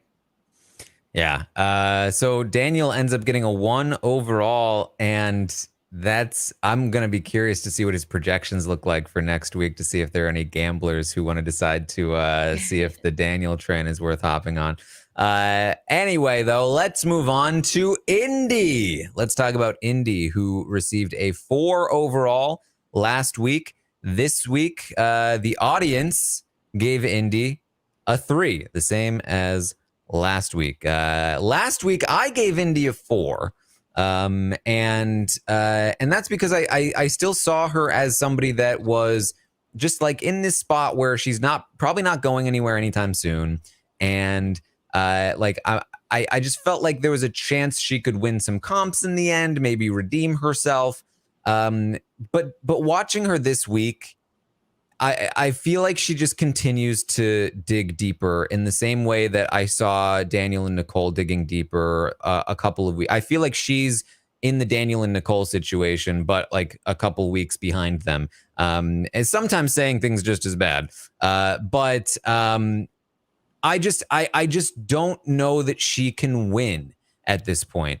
I don't know that she sits in the final 2 and anybody gives her the win over anybody other than like Jasmine or Daniel at this point, because she was a focus of the whole bullying comments last week.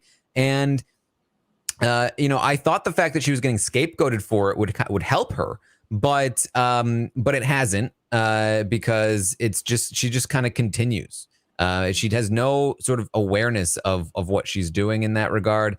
And she continues to have 0 game prospects. She had no ability to prevent herself from being on the block this week. She had no control over any of what was happening. She's not really doing anything to advance her position in the game. I still think she'll probably be around for a while. That's personally why I think that not only the episodes have been very much not airing anything that she's been saying, but also the feeds have even been cutting when they talk about Indy.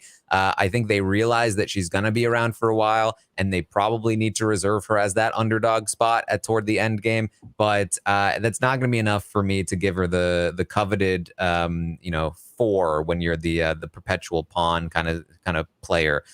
She's going to get the 3 from me. Melissa, what do you think? Yeah, Indy's getting a 2 for me. She's not winning this game. There's literally no way she's winning this game. And not only that, like she just keeps doubling down on the Taylor stuff, and it's like, get over it. Like just stop. Everyone's just getting irritated with you. I mean, the weird conversation that she had with Joseph or whatever, where she's like, I hate it. Like that weird thing that she just was like, stop talking to her, stop hanging out with her. I hate it. I hate it. It was just like, oh my God, what is wrong with you? I mean, I was shocked to see that because, like, I always was kind of like, yeah, Indy, whatever. But she, like, is full on the hate train. It's bizarre and it's turning other people off. Joseph was really weirded out by that conversation, as was everyone who was watching it. So yeah, she's not going to win this game. I mean, maybe she's not going to get out within the next few weeks, but it is just like, I mean, I don't see anybody voting for her. Even if I'll tell you this, even if like it's Daniel versus Indy or something like that, and they hate Daniel, at least Daniel did stuff. And I could see people voting for Daniel and being like, you know what?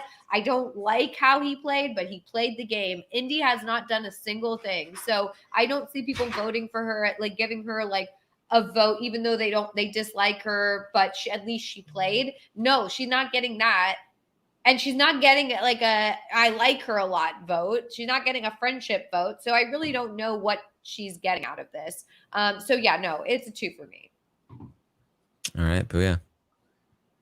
I think the best thing Indy offers specifically to the audience of this very podcast is that Indy's going to be on this chart for a long time this season. So if you are in a position where, like me, you ended up losing a lot of your portfolio last week and you're trying to gamble your way back, Indy's someone you can gamble on, because I really do think she's going to remain on the lower end of this Stockwatch rating for a long time. Where she's standing right now, a lot has to change for Indy to end up in a good spot, in a winnable spot, and by winnable, I don't mean like good win equity. I mean like 5% win equity. It's in the pits right now.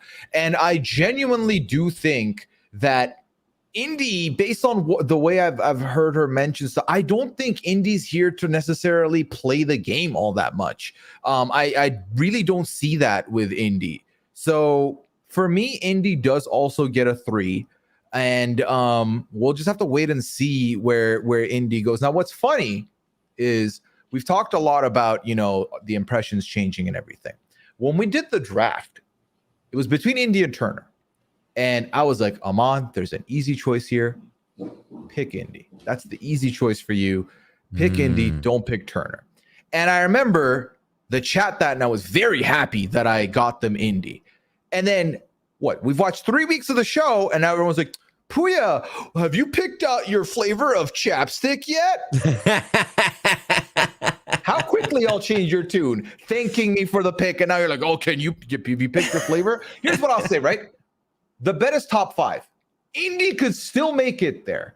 Indy will not win. She could still make it the top 5. I don't have to eat a chapstick yet. Let's wait. Okay. We're gonna have to revisit the terms of the guide. Completely forget the terms of that bet. It's top 5. If Turner makes top 5, I eat a chapstick. If Indy makes top 5, Aman eats a chapstick. And if they both make top 5, you both eat a chapstick. Because Aman said that. I don't know why. Yes. I never agreed, but that's because Aman said. Aman like a hobby. He's like, I'll have one for the vibes. Like, why? You really got Princess Brided. Like you really got duped into that one. Yeah, there's a big Aman's like, I've built up there. an immunity to chapsticks. Sorry. Oh, okay. He's like, I've had it once. Oh, yep. Yay. Oh, Yeah, and right. afterwards, everyone's like, Melissa, when are you eating the chapstick? I'm like, I purposefully did not get included into this whole bet. I am not eating chapstick. Sorry. Oh boy. Well, let's talk about Jasmine. Last week I also gave Jasmine a 4, and that's in part because I was anticipating that Jasmine, she's always been a good liar. She's always been somebody that has been very, like in my eyes, somebody that's very social hierarchy focused. And I felt like she would maybe be able to quickly adapt to her new place in the game and try to get in with a new situation. This week, I have not seen that at all. I feel like Jasmine has just been completely stagnant. And maybe that's what I should have seen because it's her approach to people making food for her as well. But what is she doing? She just got blindsided, and she literally, like, the biggest move that she's made is like, fine, I'll talk to Indy more.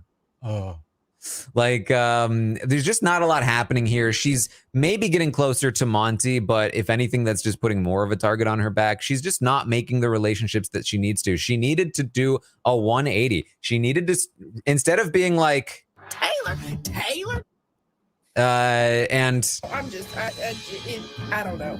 she needed to maybe go, wait a minute, Taylor knew some things. Maybe I should talk to Taylor, and then I'll know more about Taylor and what she knows. And instead, she's just been hanging out, continuing to be in the same spot as before. And again, she's probably going to stick around for a while, although maybe not. And yeah, for all of those reasons, I'm going to give her a 3. That's it. Melissa, what do you think? Yeah, I feel like Jasmine's interesting to me because she does a very good job of being like fake to your face. In the initial conversations after like the blind side, I feel like she was doing really well in making people think that she's, oh, I'm not mad. I just, like, I'm not mad. I'm just confused and I just didn't know what was going on, but I totally understand, blah, blah, blah. Like, and just acting very nice. Like, she's very good at putting on that fake persona. But then I do feel like she kind of took a back seat. Whereas it did feel like Alyssa was crying. She was upset. You could tell she was mad. Same with Indy.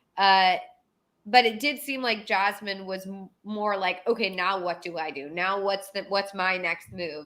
But it's kind of fallen off. However, I do think she has that in her. So I think that, maybe after this week when the blind side happens again, she'll be able to kind of pivot and use that more to her advantage to get some more information or get like more of a foothold in the house. I also think because she is injured, people aren't really looking to her as a next target. She's got Daniel ahead of her. She's got the Indy Alyssa duo that they would probably break up before they would target her. So I do think that's pretty good. Also, like, has anyone explained the pickle and sugar thing yet? I feel like can somebody explain? Is it like, is that just like something people do? Or No, is she's a have-not, weirded and out by this? it's like one of the few things she can have, right? Listen, I said earlier, Dip your finger in sugar. You don't need the pickle. I would mute. Listen, I said I would mute the feeds and not listen to it. I would actively watch a 10-hour loop of the kissing with sounds on, but not watch the pickle eating. It's been horror movie styles vibes for me. It's been a lot. Okay, wait. So someone in the chat is saying that you do Kool-Aid in a pickle. People do that? See, this is the thing is I've never seen this done. I think I saw somebody tell me that it is a thing. Okay. Yeah, that is a thing. That is a thing. I've never heard of this. And I was so confused when she just had this floppy pickle in her mouth and was just like sucking on it. That's the part that I can't, like, that's the thing is like dip it in the sugar, take a bite, that's fine with me. Nobody likes a floppy jousting lance. She didn't like bite the pickle at all. It was just like, that's the part. It's the constant, like, I'm like, my God, I swear there's no more sugar on that. Please just bite the pickle. Please. I beg, please. Yeah, it's a sight to not see. Like it was so off-putting to me. And I am somebody who loves pickles and I love sugar. And I was very thrown off by this. And I think honestly, like Pooya said, if she just dipped the pickle and took a bite, I think I'd be less put off by it. No, I'd be you know what, Melissa? I'm gonna need you to try it before you go off on it like this. I will. No, see, but I'm not. Here's the thing, Taran. I'm okay with her dipping the pickle and taking a bite of it. It's the sucking on the pickle that I don't love. It's the sucking on the pickle. Anyway, I'm just too horny, dude. I knew that was coming. You set it up. You set it up. Yeah. Well, you're All right, welcome for the well, alley oop. Make sure you're following Melissa at It's Melissa with 3 A's when she posts a video of her dipping a pickle in sugar. Sucking on it. And you know what? Yes, you're gonna have to you got to go the full distance. Please don't. Please, You no, have it's not to, worth because it. if you Please. don't, you will not know how good it is to to suck on the pickle and the way that Jasmine does. You cannot judge if you have not walked a mile in those pickle shoes. That's very true. Honestly, like I was thinking maybe it's like a sweet and salty kind of, or sweet and sour type of thing, like a what a Sour Patch Kids or something. I was thinking, like, is it like that? Except the reverse, where it's sugar on the outside, sour on the inside. But I don't know. Well, anyway, you'll soon find out and let us know. I will soon, yes, I will soon update and report back. Anyway. Make sure you remind Melissa throughout the week if she has not done it yet. Back to what I was originally doing, which was rating Jasmine, before we got onto this. I don't feel like the end of the week has gone so great for her, but I feel like she has it in her to be very fake. And I think that's good for her in this game. So I'm not fully ready to increase my score on her yet, but at this point, I will stick with my 3 for her. All right, Pooya. Yeah, I do hear what Melissa's saying. The initial fallout of the start of the HOH week, it did feel like out of everyone that was on the outside, Jasmine was seemingly doing the best, which is a wild statement to hear myself say, but that's how it was. Actively, I feel like she's been on the downswing once again. We just talked about how Indy has no shot of winning, but could be there for a long time. We kind of said, you mentioned, Taran, that Jasmine is kind of in a similar boat where she could be there a long time. But I could say this, I actively could see Jasmine getting herself kicked out of the game, or like targeted out of the game, because of other people hitting their wits' end with her. I really could see it. I very much already can see Turner doing that and taking Jasmine out. Not to mention the fact that she's still leaning on this injury, but it's not even it's one of those things where it's like, oh, I'm injured, so people might think, oh, not a threat, whatever. It's gone to a place where if I was, let's say I'm in Jasmine's spot, and I'm not trying to trivialize her injury. It could still very much be bad. I'm no doctor. I'm not diagnosing anything. Let's say I personally had an injury, but I'm trying to like make it go the distance. I would not make as many demands and requests from all my house guests, because I would feel like I'm being a burden to them.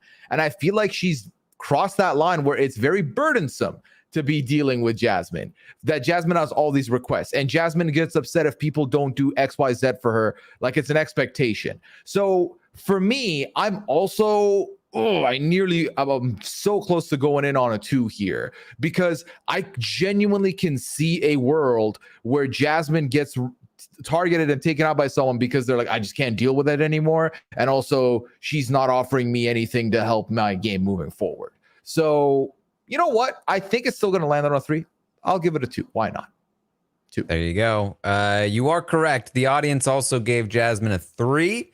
So it is going to say, I also I considered a 2. That's why I was hesitant about the 3. And honestly, as I was thinking more, I was like, maybe I should have gone a 2. I think a 2 is very fair, but overall, we're going to end up on a 3 for Jasmine. Let's talk then about Joseph. Melissa, how do you feel about Joseph?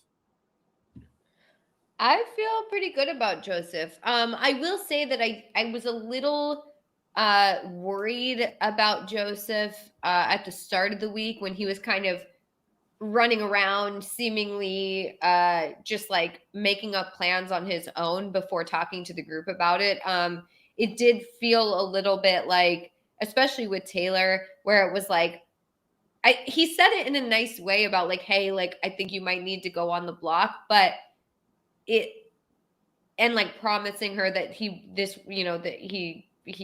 not just going to be a pawn, like a perpetual pawn, but this is like a specific situation where, they want to put her on. But he hadn't really talked to anybody else about that.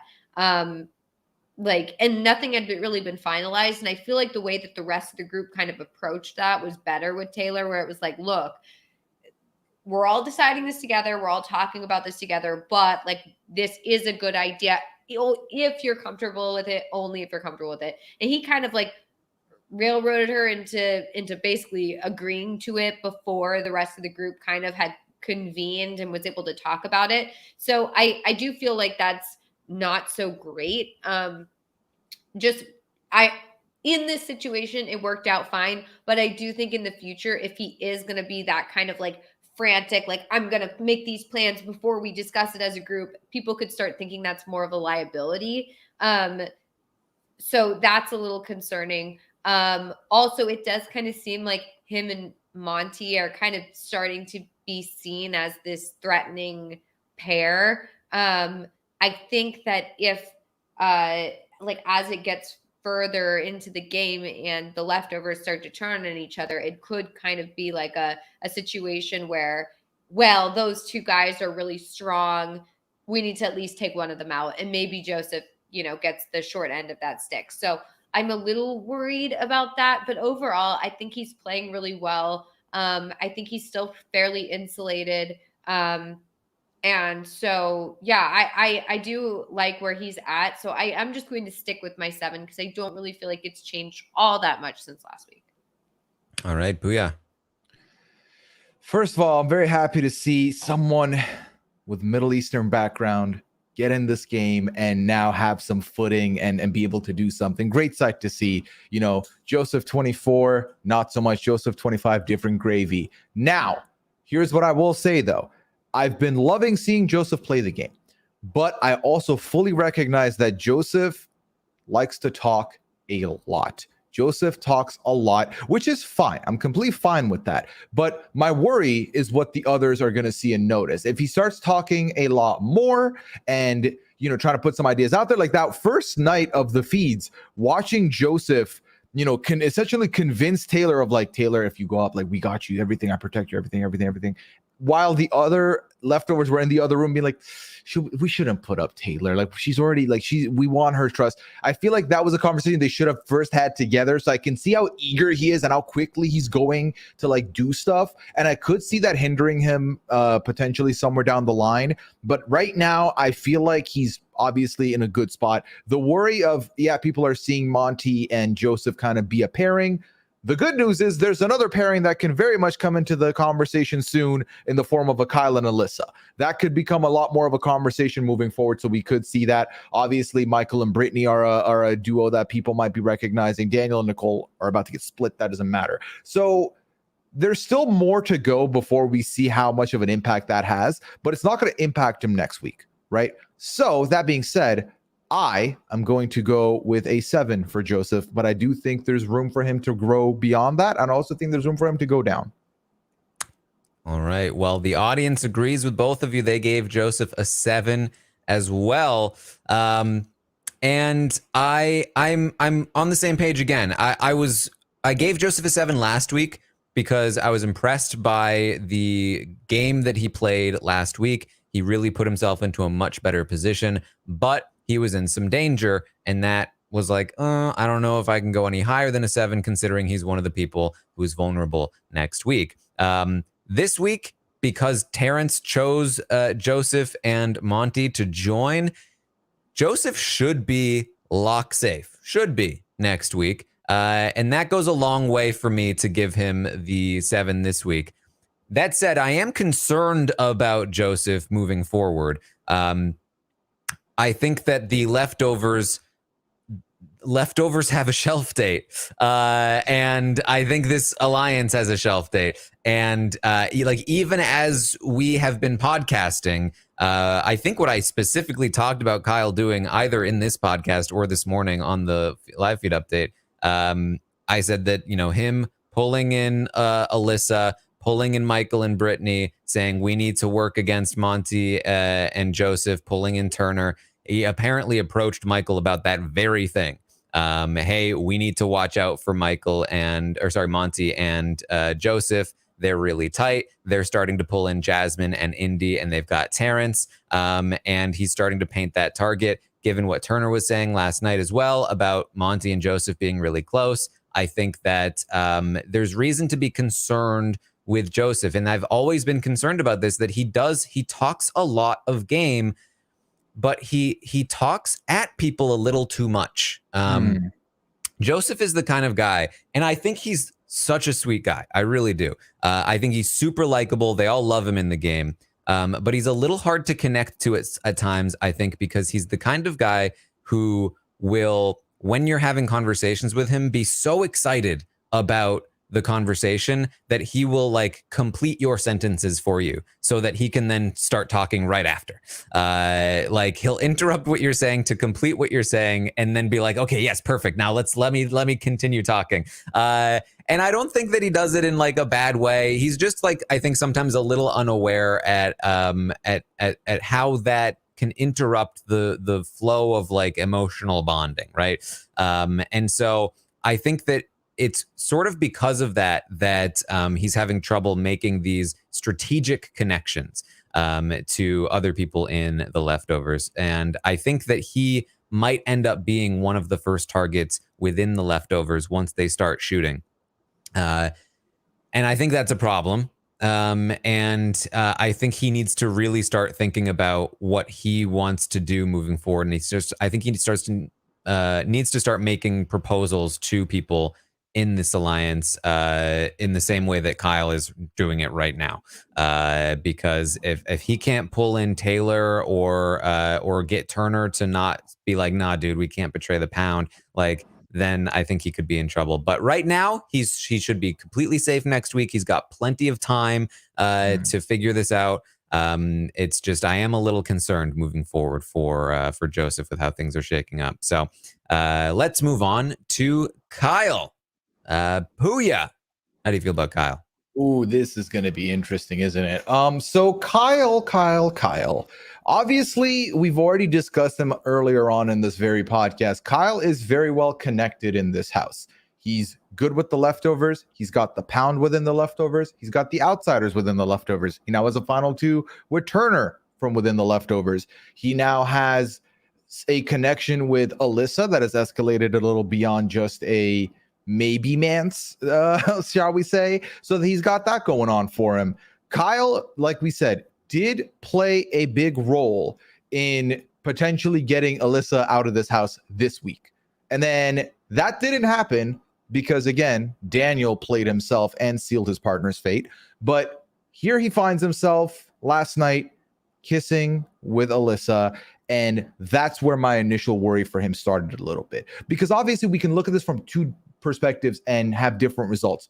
Yes, a showmance has proven to be good in the history of Big Brother. A showmance gives you a lot of power. You have two people voting together. That could help you. Additionally, he would be the one safe within the showmance because he has people outside of the showmance that would back him. There's also a very unique situation where the two in the showmance, the hypothetical showmance hasn't happened yet.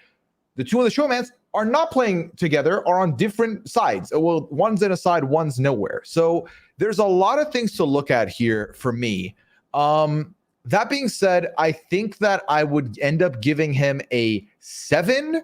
I think that I simply because it's so early on for last night to today that I just cannot for the life of me, Taran, decide where is this going to go. Is this going to be amazing for him? Is it going to just be one more addition to connections he has? Or is this going to be the connection that others see and could cause some cracks? But also, I want to give him credit where credit's due. Kyle is clearly thinking further into the game.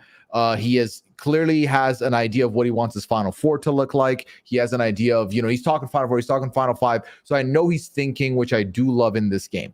But I want to see if the game catches up to him or if he's able to narrate where the game is going to go. That I don't know right now. So for that reason, 7 for me. All right. Well, the audience agrees with you. The audience gave Kyle a 7 as well.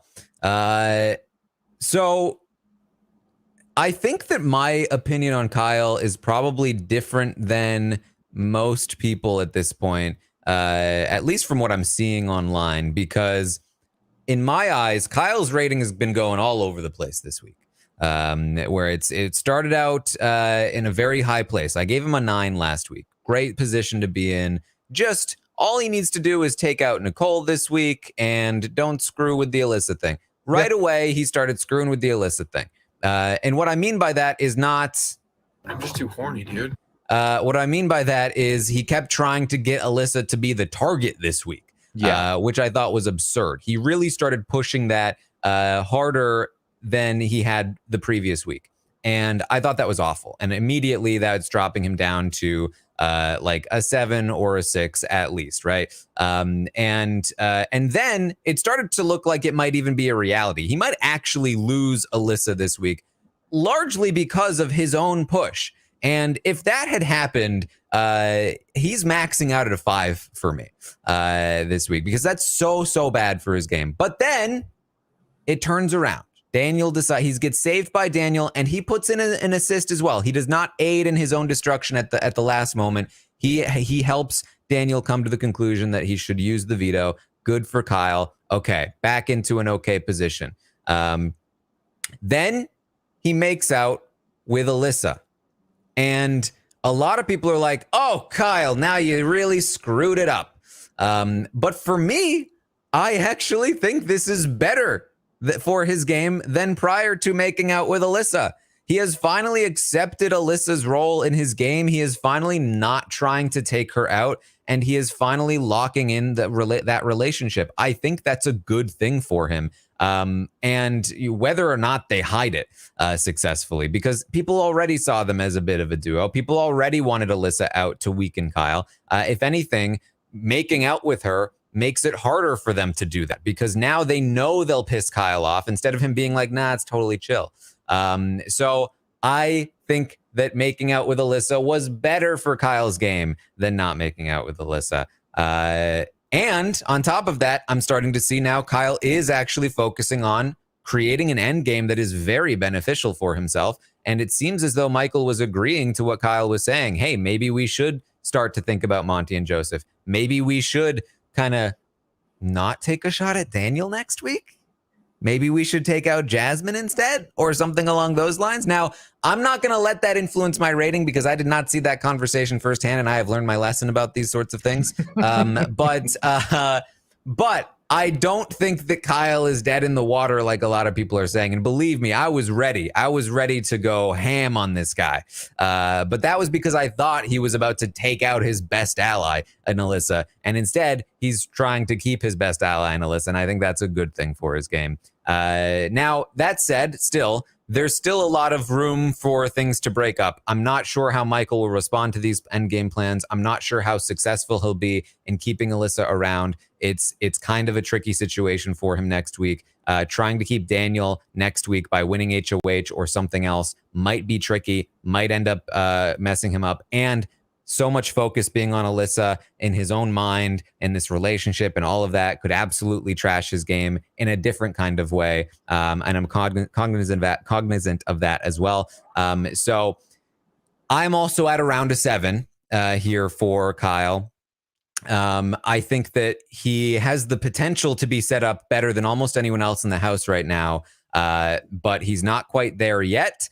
And he also has the potential to just completely tank from here. So, right now it's kind of he's kind of straddling that line, and that to me is at that 7. Melissa, yes, Pooya. Yeah, real quick. Also, I want to put this out there because I just realized I gave 2 7s in a row. I usually do this when I come on the Stock Watch. When I rate 2 players the same number, they're for different reasons. Just because they both get the same rating does not mean they're on the same level whatsoever. Just wanted to preface that. Yeah. Yeah, absolutely. Yeah. I agree with what you guys are both saying with Kyle. I think that the beginning of this week, I think for me, it's the going back and forth of like, we need to get Alyssa out. She's not trustworthy. She's dangerous, blah, blah, blah, blah. Then to being like, oh, actually, we shouldn't get Alyssa out because now, like, I'm kissing her, and then come next week, say somebody wants to target Alyssa, what is he going to be able to say to be like, oh, actually, we shouldn't target her? And then they can just use his arguments against him, saying, but you said all this stuff last week about how she wasn't trustworthy and how you couldn't control her and all this other stuff. So I do feel like it's like, either go all in and be like, no, we should keep Alyssa around, or say, no, we need to get her out. And I feel like it's the push and pull for me that would make me, as an alliance member of his, not fully trust him, and not be able to fully trust like his judgment when it comes to Alyssa. So I don't necessarily think that it's the kissing that's destroying everything. I think it's the fact that he was so gung-ho about getting her out and planted all these seeds of doubt about her. And now it's like, oh, actually, let me backtrack on that. I was wrong. And I feel like that's not good for him. So I don't really know how this is going to play out moving forward. But hopefully he can use the showmance to his advantage. I do think, however, this does certainly maybe throw off some of his alliance members about him, because if he does end up entering into a full-on showmance with her, I mean, yeah, I don't think it's that great for his game. So yeah, from my perspective, he's getting a 7. All right. Also, Kyle has talked about he doesn't want to throw this HOH this week. He's going to go for it. And 1 billion% he should be throwing it this week. 1 billion% he should not be allowing Daniel to be safe. Because if that happens, he's going to have to work OT to make sure that if he wants to keep Alyssa, that Alyssa doesn't go anywhere. At least that's where I'm standing. Now, obviously, I never say throw an HOH or whatever, but I feel like of all the weeks to throw him, this is the week. Don't have it. It's not going to be worth your time. Yeah, I mean, I definitely see that. I do think there's an argument for winning it. I think that if he's capable of playing it well enough, I think that there's a good argument for winning it. But I think it's going to be very tricky. It's basically again, I compared it to Tiffany's situation last season, where it's like winning that HOH was great for her as long as she was willing to not do what the cookout wanted, which she wasn't. So ultimately, like, she tried and it ended up hurting her. Same sort of thing for Kyle here. Like, I think it's, if Kyle's willing to go, all right, you know what? I'm going to win this. Hopefully I get Jasmine out. I will have the support of Turner, Michael, and Brittany at the very least to make this move.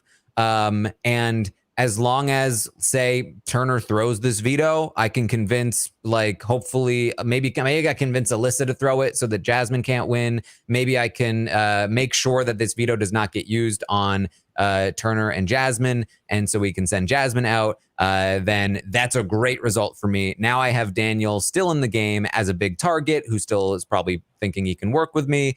Somebody that is on the jury now, that's probably a good thing for me. Keeping Monty and Joseph in check because they have to deal with Daniel while I still get to keep Alyssa around. It's great on all angles, but the downside is what happens if that veto does get won and used on Jasmine and Turner. Now he does have to choose between Alyssa, Indy, and Taylor to put up, or Monty, Joseph, and Terence. And I do think there will be a lot of push to get him to put Alyssa on the block. Even so, though, I think there's a play here that he says, look, I won this HOH because I had to keep Brittany and Michael safe. And maybe that looks true. Maybe it doesn't look true. And if it doesn't look true, then he can't use that argument. But maybe it looks true because maybe Daniel was close to winning. Maybe Jasmine is close to winning. And Kyle just had to try his hardest to make sure that he kept them safe. You can't ask me to be the one to put Alyssa on the block. Like, I already was willing to do that thing with the veto. I can't be the one. You guys have to take Alyssa out for me. Even the cookout understood that argument when they were working there with what they were doing. So, it may or may not work, but I think there is a play to make that happen in the worst case scenario. If I were Kyle, I would definitely consider still winning this HOH and rolling the dice here. Personally. Mm-hmm. Yeah. A world where next week we figure out, is Daniel leaving? Is Alyssa leaving? Or is Jasmine leaving? Are we going to get rid of Jasmine? Like, things could be very interesting there for sure. Also, in today, they had a conversation right after Kyle's cam talk when it was Kyle, Joseph, Monty. And I did feel like Joseph was in this conversation giving a lot of info as far as, like, you have Alyssa, I have Indy. We also really have Terence. We really have Terence. Mhm. If Terence does leave, I do think he stands to benefit the most from Terence leaving, from like the outsiders Yeah. this week. Exactly. And again, it's also like hey, I don't want to have to put Taylor on the block again as well. Like, I think maybe we just take out Terrence. I feel like that's a good thing. And then also, like, this is great because it continues to hide my connection to you and Monty, Joseph. Like I feel like there's a way, and again, especially if he has the backing of Michael and Turner and Brittany and maybe even Taylor, who doesn't want to go up on the block, like I feel like there's a way out of that worst case scenario for him, and there is a lot to gain if he plays it right. So, it's again, there's a lot of pitfalls as well. It's a much riskier play. He can easily just throw that HOH, and then. But even if he throws the HOH, he still might be in a position where Alyssa gets sent home because maybe Daniel wins the veto, and now he doesn't even have control to protect Alyssa. And I think that's worst case scenario, even worst case scenario for him, because like even if he loses his alliance to protect Alyssa and Daniel, then he still has at least 2 numbers now, in addition to probably Michael, Brittany, and Turner. Anyway, interesting dilemma. It'll be interesting to see if it ends up mattering. Let's talk about Michael. I think we're gonna start with the audience on Michael. The audience gave Michael an 8 last week, and this week they gave Michael another 8. Another 8 from Michael. Man, I'm very prepared to give Michael a high rating again because I think he's played the week pretty well. He made a very good attempt to take out Alyssa. It did not go through. If that had worked, he's a lock 9 for me for sure. Mm-hmm. The fact that it didn't work out wasn't really his fault. He made an you know what? I would say just a little bit his fault. If he had come up with the argument earlier, I think it would have gone through. I think that I actually was praising the fact that he was being a little more passive and not pushing too hard. But I think that maybe that mindset prevented him from thinking about the argument before the night before. And if he had come up with it earlier, I think that goes through. I think Alyssa leaves, and that's so good for Michael in so many different ways. But that said, Alyssa stays, Nicole goes. It's not the end of the world for Michael. The fact that Kyle still feels comfortable enough going to Michael with plans for endgame stuff is great for Michael. He still has Brittany and Taylor. He's maybe a little bit working on Indy. But then again, on the other side of things, he has kind of lost Brittany to Taylor to some degree. I think that their final 2 is a little more locked in than his. And if that really is his end game, he's in a situation where he probably needs to win out to get to the end. And that's not great because, a player like Michael, you really want to have at least one person who's willing to bring you to the final 2. And ideally, you're setting up your end game so that that happens. And right now, I'm not sure that he has that. So long-term prospects are still pretty good, but maybe not top tier right now. And short-term prospects, he is, again, one of the more vulnerable people in the leftovers, although I do see that Brittany would likely leave before he would. Not guaranteed, but I think she probably would. And it's probably not a situation that is likely to happen in the first place. So overall, I think that he's in a very good position. Some good, some bad. He almost made the 9 for me, but I'm ending up with an 8 for Michael this week. Not as much gameplay as last week. Not as much advancing as last week, so he doesn't get those bonuses quite as much. But he's still, in my opinion, in the best spot in the game. I think he's still going to be my highest rating of the week for sure. Melissa, what say you? Yeah, I agree. I think that if that Alyssa plan had gone forward, I think that would have been so good for him. It's too bad that it didn't work out for him. I think that the fact that he's being included in people's endgame plans, even though he's such a big comp threat, and that doesn't seem to deter people from wanting to work with him, I think is huge. I think I'm a little lower on him than I was last week, but only because there really was no avoiding this, but basically the idea that he had all of these groups that thought he was working with them. Then he goes through with this blindside, and it basically comes to light, well, I don't think necessarily Michael's with us. There wasn't really any way for him to avoid that. I think he handled it the best way he could by kind of just being honest about it, by being upfront that, like, hey, I voted out, whatever. But those people still they're not now being like, well, Michael's still with us, he's on our side. They are seeing him as being as part of the other part of the other side of the house. And I think this next blind side, or this next vote out, depending on if it's a blind side or not, is still going to kind of solidify that, and it kind of removes his other options. Not that it really matters, because they're not really options to begin with if they're just kind of getting picked off one by one.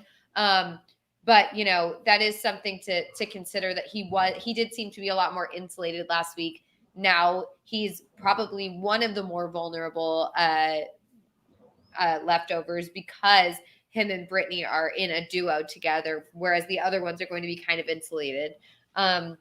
So yeah, I do feel like he's in a little bit worse of a spot than he was before, or last week. However, it's not really that much worse, and I do still have faith that he is going to do well moving forward. So it's just the positioning that's a little different. It's not like the way he's playing. He has not like made a big mistake or anything like that. So I am going to give him an 8 as well. Yeah, I can't help but continue to think about how much better a position he would be in if Alyssa was out of the equation. Because with Kyle potentially approaching him for endgame plans, if Kyle is approaching him for endgame plans without Alyssa, it's so good for him. Kyle and Turner are going to be bigger threats ahead of him and Brittany and Taylor. And that's but also it's just two of them, and he probably has numbers over them. Whereas now, Kyle's going to come in with two people who probably would take him to the final two, and Michael's going to come in with two people who probably won't take him to the final two. And he's going to have to work around that group as well, and I think do something. I don't think this is a group that he can stick with to the end either. So it just means more work for Michael moving forward. I think that he can still rebound from it if Alyssa goes next or soon, but yeah, it's just, it would be so much better if he had been able to land that Alyssa shot. Yeah, we've definitely come a long way from that first week where I was like, Michael, go and talk in that room. Why are you just sitting here? Say something. No, I think here's the thing. Yes, could there be a situation down the line where Michael has to work a lot harder to resituate himself or put himself in a better position? Of course. The man won the first 3 vetoes of the season. Like that is a level of competitiveness and a resume already built that you are, shining in front of everybody. But I feel like Michael has the capability to do so. I feel like Michael is someone who does do very well when it comes to conversations. I like seeing him play the game. I like seeing the way his mind analyze stuff. And here's the thing. We are all talking about a potential expiration date for the leftovers. And I think initially I was looking at it as the pound versus not the pound. That's how I could see it divvying up. The truth of the matter is, I think a lot of us have been saying it throughout the last 24 hours. We're looking at it as it could be Kyle versus Joseph. And I think Michael will be having popcorn on the sideline and really being able to maneuver his way through something like that. So I like that spot for him. I do not think that Michael's playing at a 9 right now. Definitely not.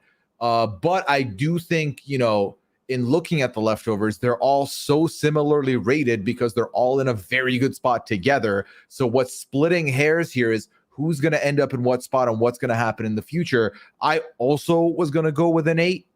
So it's not that unique of a rating here, but happy birthday, Michael. Hope you enjoyed your Keisha reenactment this week. For a super fan to get that moment, I'm pretty sure he's pretty stoked about it. So I'm happy he got that. There you go. Well, an 8 for Michael. Let's move on and talk about Monty. I think it's going to be me here for Monty first. And Monty's an interesting one. He won this HOH. I think he handled it decently well for a while. I think the big slip up for me started the night before last when he was convinced to change the target from Nicole to to Alyssa.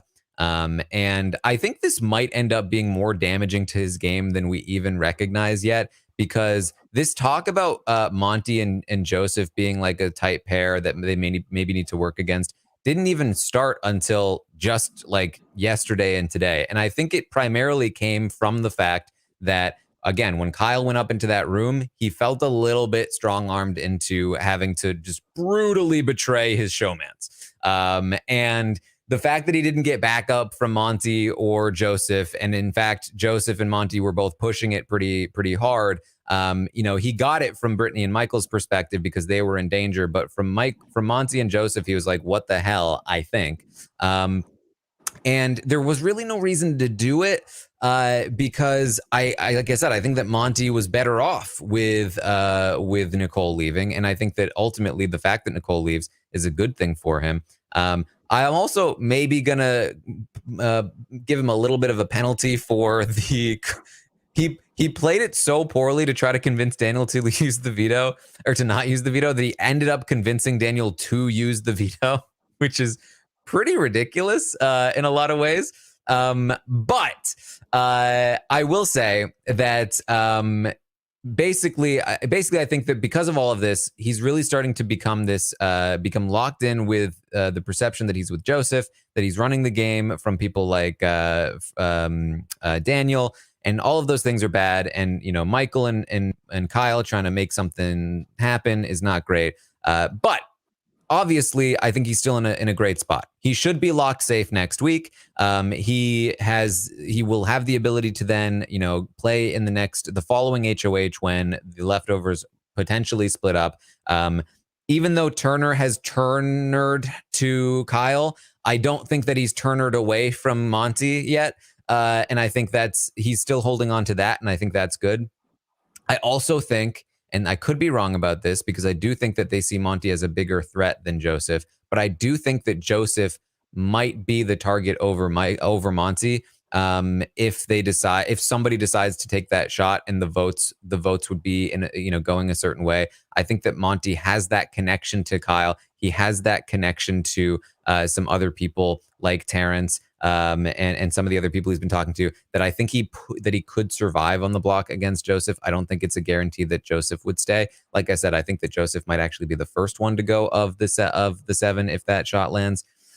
So all of that said, I do think that Monty is up at a 7. I think that similar to Joseph, I see some potential pitfalls in his path forward, but where he was a 6 last week because he was in some danger coming into this week.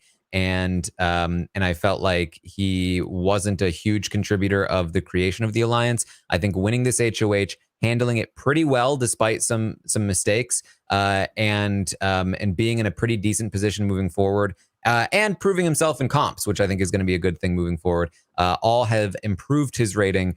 But again, similar to Kyle's 7 rating and Joseph's 7 rating, I think there are some things that I'm going to have to watch out for with Monty moving forward from here. Melissa, what do you think? Yeah, I totally agree with your assessment. I mean, imagine a situation where Monty really needed to convince Daniel to not use the veto. Like if that was crucial to his game, and then he ends up convincing him to do the opposite with the way that he tried to convince him. I feel like that could go very poorly for Monty. I mean, luckily in this situation, I think that it's good that Nicole is going home, so I don't think it really matters. But also the fact now that they're so convinced that he was trying to trick them, I feel like they weren't going to trust him once the results were, finalized at the end of the week, but they're certainly not going to trust him now that they think he was trying to trick them into doing all this stuff.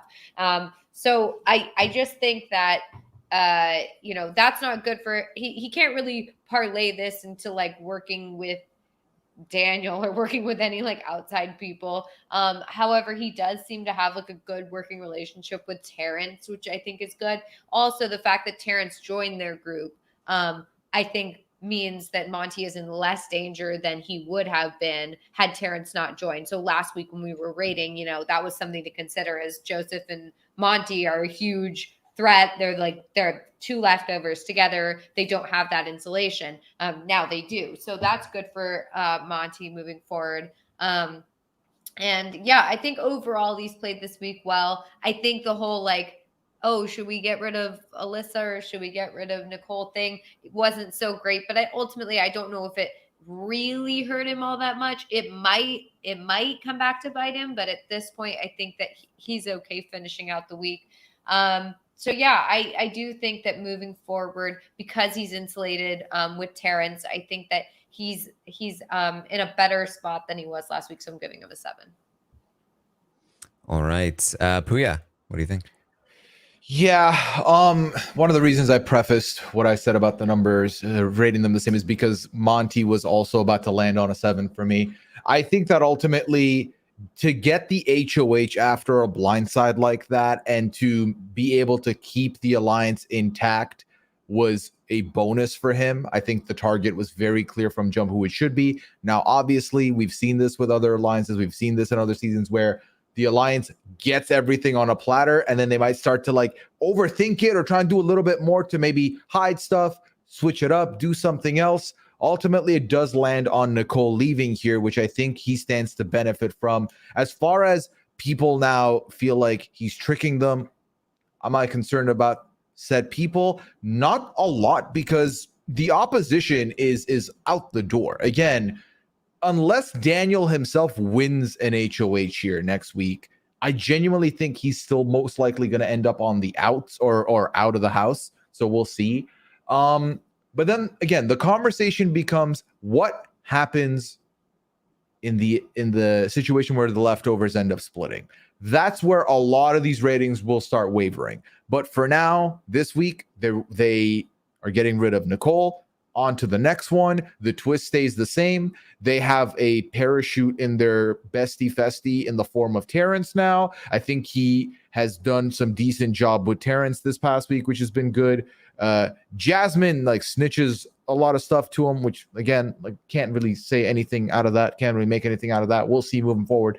But I think having a week off of being HOH will be good for him to potentially work on maybe repairing any of those damages. And because the week after his HOH, he is most likely in no jeopardy of leaving, that could end up helping him do a little bit more work and do better moving forward.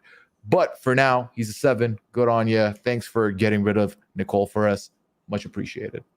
Yeah, and I don't think I emphasized enough. One of the reasons why he goes from a 6 to a 7 for me is not only the fact that he is safer because of Terence joining the bestie group, but also for both him and Joseph, the fact that they convinced Terence to pick their bestie group. Not that it would took like that much work, but the forethought there, with the potential that it might happen, was a huge play, and it's hugely, making them safe next week. So definitely a really great move from Monty and Joseph. The audience also gives Monty a 7, so it's going to be straight 7s for Joseph, Kyle, and Monty. Lots of agreement across this board so far. Let's now talk about Nicole. Yeah, I think we all agree. Yeah, do we need to talk? I feel like we're all on the same page here. Yeah. It's bad. It's a 1. It's a 1 for Nicole. The audience agrees. Pooya agrees. Melissa agrees. It's straight 1s across the board. It'd be a 0 if it could. It just can't. What did the audience give? A 1.27. Ooh. Wow. Yeah. It's hard for the audience to give a 1. And it is. Yeah, they did. Yeah, I mean, it's she deserves a worse rating than Daniel, so I maybe it's a good thing that the audience gave Daniel a 1, because even though Daniel's the one that used the veto, she put her stamp of approval on it. She wanted it to be used, and she's the one, because as much as I said it for Daniel, like it's like I can see the thought process, but it's not worth risking your best ally in the game. It is absolutely not worth risking your own life in the game. Yeah. And so, just terrible. I think, I don't think there's much more to say about Nicole. Very bad. Very bad. All right. Let's move on then to Taylor. And we will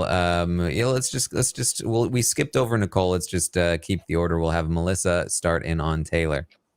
Yeah, I think that Taylor is playing this week great. She doesn't really have to do much this week, but that's fine.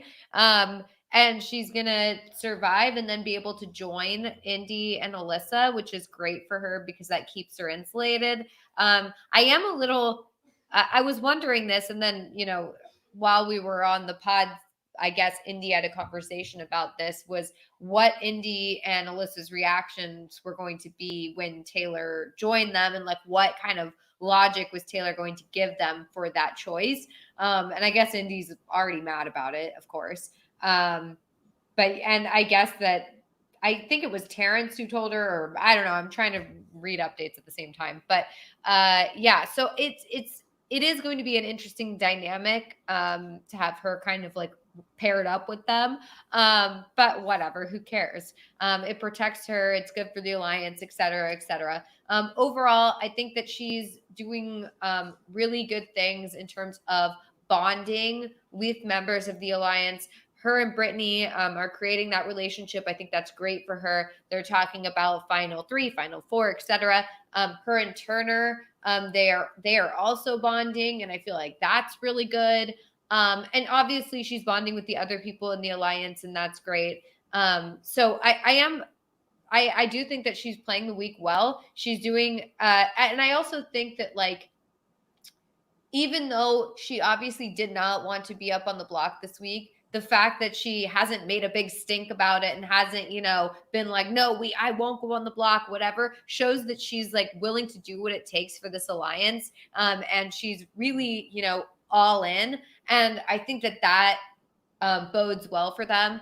I don't necessarily see her being targeted immediately. I think there are bigger fish to fry for people, aside from the other side of the house, but who cares? So yeah, I think she's doing really well. I'm going to give her a 7.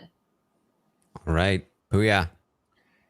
Yeah. Like we said at the start of this podcast, week 1 was a very tough week to watch. Some of that hate is still in the house, but it's funny how the game changes when the haters got no power and they're hating from the bottom. So I'm very happy to see Taylor thriving in this scenario. Taylor, just the sheer fact that they wanted to make sure Taylor was on board with this plan from the jump. They want to earn Taylor's trust. Now Taylor is on the block. The fact that they put Taylor on the block and then they had to make sure that, hey, sorry, like that was like a bit of a quick decision. Like, I hope everything's okay. Everything's great. I think Taylor is in a great spot here now.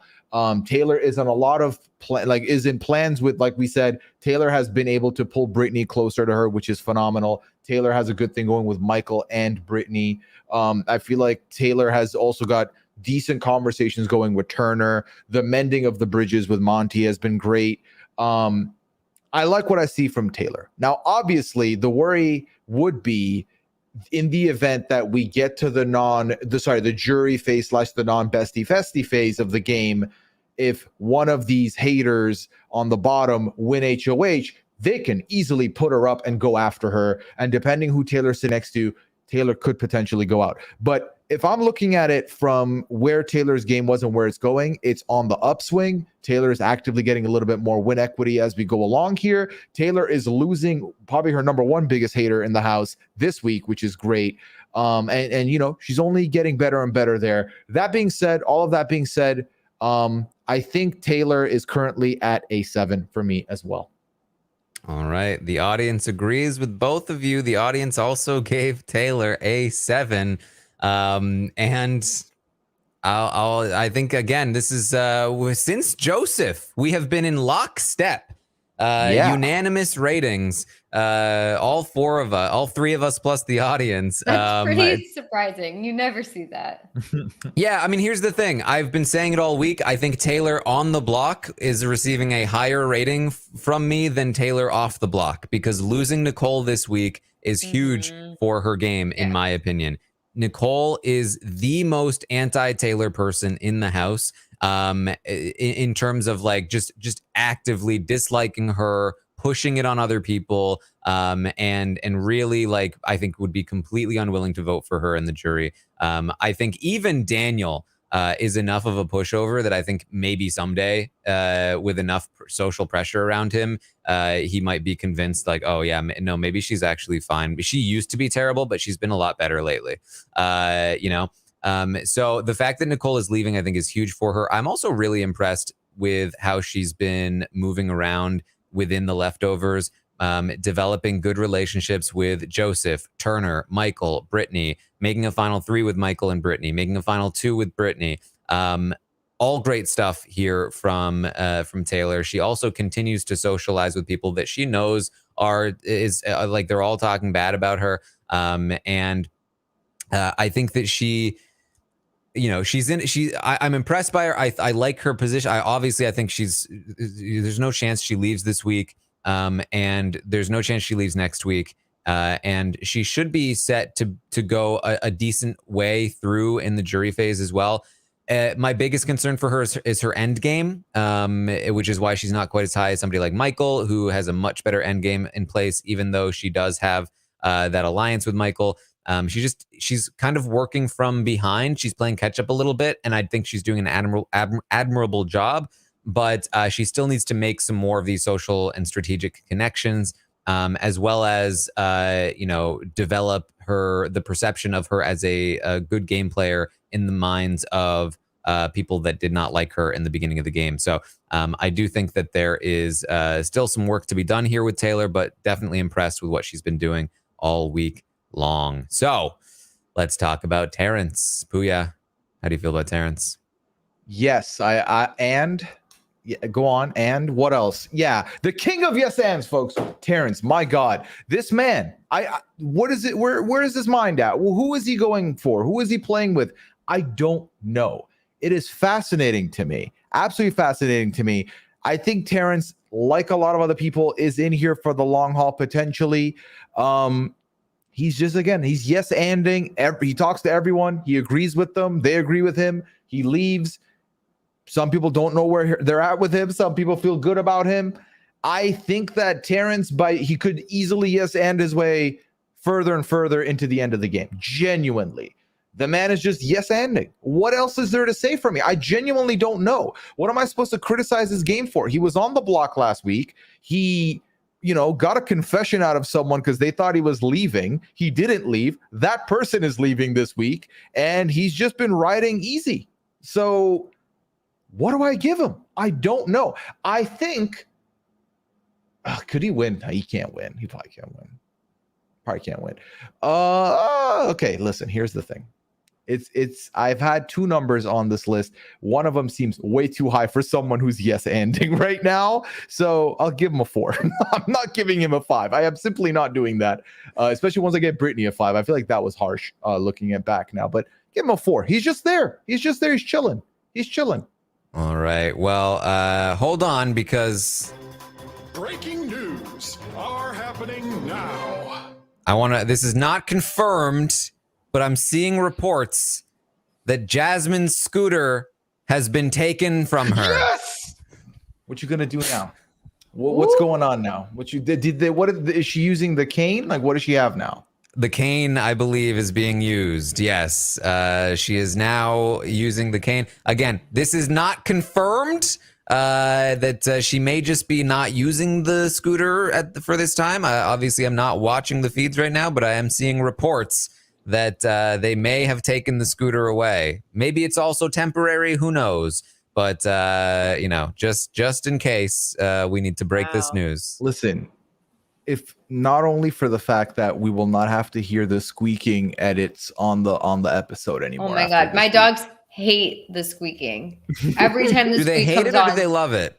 They bark and they run around trying to figure out where it's coming from. They think that an animal is being hurt. So they don't like it. Yeah, they really hate it. So yeah, it's I will be happy to have that go. All right. Well, just keep an eye on that. Again, not confirmed, just seeing reports, early reports. Anyway, the audience gave Terence a 4. I'm also going to give Terence a 4. I gave him a 3 last week. He was on the block. I actually like how he handled being on the block. I think he handled it pretty well. The yes-anding worked for that. And I think that part of it is that like he was like, oh, that worked great. Let me just keep doing this forever now. And I don't think that's a great long-term strategy for him, but I am going to give him the coveted 4 rating for the pawn that's probably going to be taken pretty far in the game. But it's not a guarantee that he gets taken far in the game, especially because he is seen as somebody that is tight with Monty and Joseph now, and that could be bad for him if people want to weaken them. Gut shot answer from both of you. Terence wins HOH 2 weeks from now. Who is he putting up? 2 weeks from now. Yeah, not this easy week that's coming up potentially next week. Let's assume that Daniel is gone. I could see him targeting Alyssa via, Joseph and Monty wanting him to do it. Mm-hmm. I can Intriguing. see that, yeah. Okay. Yeah. I mean, Terence is playing this week very well for me. Honestly, I'm very impressed with what he's done. I mean, he thought he was out. And then, okay, it's revealed to him little by little that maybe he might be staying. And then this whole blindside happens. And I think that the way he's played this week is really good, honestly. He's been, I think that the yes and strategy, I think it's working for him. I think that I don't necessarily think he's like, being brought into the majority alliance and he's in such a good spot, but I don't think he's being targeted anytime soon by really anybody. I think that he is able to pretend like he's with everyone in the house, so nobody has any reason to want him out. Now, so for me, that would be a 5. However, the one caveat here is that he is paired up with Monty and Joseph, and if they end up getting on the block, the 3 of them, Terence is gone. Even though maybe nobody has anything against him, nobody has any real reason to want him out, those 2 are protected by Terence. So I think that is concerning to me. If there was not this pairs thing, I would give him a 5. But because there's this pairs thing, he's getting a 4 for me. All right. Still unanimous decisions as we go straight 4s for Terence. Let's end here on Turner. And I can tell you that the audience gave Turner a 7. And I will say that I gave Turner a 7 last week, and I was prepared to go down on Turner here this week to a 6. Just because I felt like even though he was developing relationships, I just had no idea what his end game looked like. And it didn't really feel like he was interested in having an end game. However, pitching the final 2 to Kyle last night told me, okay, his head is in the game. He is thinking about end game. He is thinking about who he wants to go with. I think picking Kyle is a great move for Turner. Especially knowing that they have a connection with Alyssa, the 2 of them. Granted, I think he likes Alyssa more than Alyssa likes Turner, but I think that can be worked on. And I think that I think that it's a good decision because he's been developing good social connections to Taylor and Joseph and other players in the leftovers. But developing this strategic connection with Kyle is important. And I don't know, I doubt that it was intentional in this way, but Kyle's not a player you want to make a social connection with. As evidenced by the fact that he's been trying to get Alyssa out for ages. You need to develop a strategic relationship with Kyle. That's how he operates in the game. And so by developing a strategic relationship, there's like Joseph and Taylor, I think he's putting himself in a much better position to survive long-term within the leftovers. He still needs the respect to win the game. He still needs to probably win some comps to get to the end because I don't know how many people are actually willing to take him to final 2. But I think that between what he did last week with his HOH and the speech, that goes a long way to win respect. And the fact that he probably can win some of those endgame comps, I think he's actually in a pretty decent position moving forward. And so I am also going to give him a 7 this week. But he honestly may be one of the people closest to hitting that 8 to up there with Michael, but I just couldn't quite go that high. So a 7 for Turner this week. Melissa, what are your thoughts? Well, I'm going to break our streak Ooh. because I am going to give Turner an 8. Ooh. I am very impressed with Turner. I think he's building the strategic and social relationships that he needs to build. I see him bonding with Taylor. I see him bonding with Brittany. I see him bonding with Kyle. I see him bonding with all the leftovers. And I also don't see him stepping out and being, seen as such a big target. He's not putting a target on his back. I don't really see people being like, well, we got to get Turner out first or anything like that. So I think he's in a good spot in that way. And I also don't think that he's in a situation where they can like quote unquote afford to lose that person, like maybe Brittany is, where it's like she's up against Michael and then oh well, poor Brittany, she's out. I think Turner's in a really good spot and he's building these solid inner relationships within the larger alliance. I'm very impressed with how he's been playing and what he's doing. And I think you're right. I do think that speech garnered him a lot of respect, especially if he gets to the end. I could see people wanting to vote for him by being like, you know what, he stood up and he did what's right in that situation, and he had the guts to do it, and I want that to be representative of my season. And so I absolutely could see that being what puts him over the edge as a winner. I'm a fan, and I think he's playing really well this week, so I'm giving him an 8. All right, Pooya, bring it home.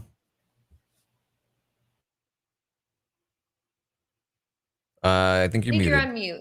It's interesting for me, Turner, is for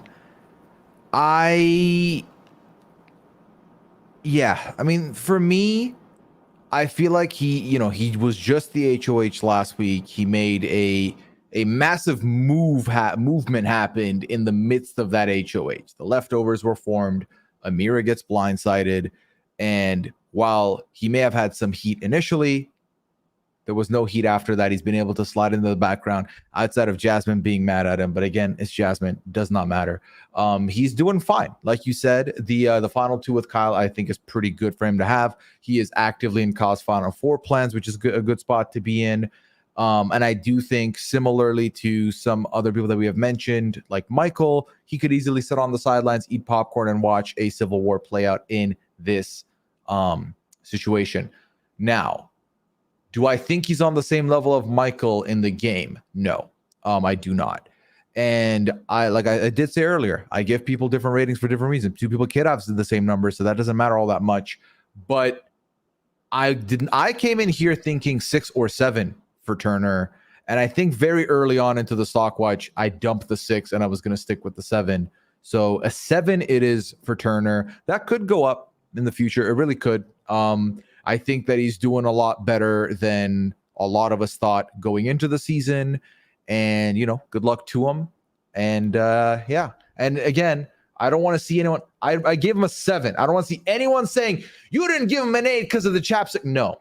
I just gave him a 7 because he's 7. Okay. Look, Pooya giving him an 8 does not help him in the game. It doesn't do anything for him in the game. It's not going to change any chapstick results. Exactly. Let's stop this. He's still gonna have to eat the chapstick. It's fine, guys. Just do it. Yes. Regardless, though, it does mean that Turner, for the 2nd week in a row, I believe, is going to be the best buy of the week. That is and if I wild. had remembered to do anything this week, I would have bought Turner. Oh my but God, I Melissa! didn't do anything. How many weeks has this been now? No, 2 weeks. But, and it was so funny. Somebody even tweeted like, hey, panelists, like, make sure you guys, like, choose your stocks. And I liked it. And I went, oh, yeah, that's true. I do need to remember. And then I forgot. And I almost forgot. But luckily I was streaming and I was able to make a gut buy at the last second. So let's pull up what we have here. Here is the new updated leaderboard. We have a new leader. Ignore the glitch at the top.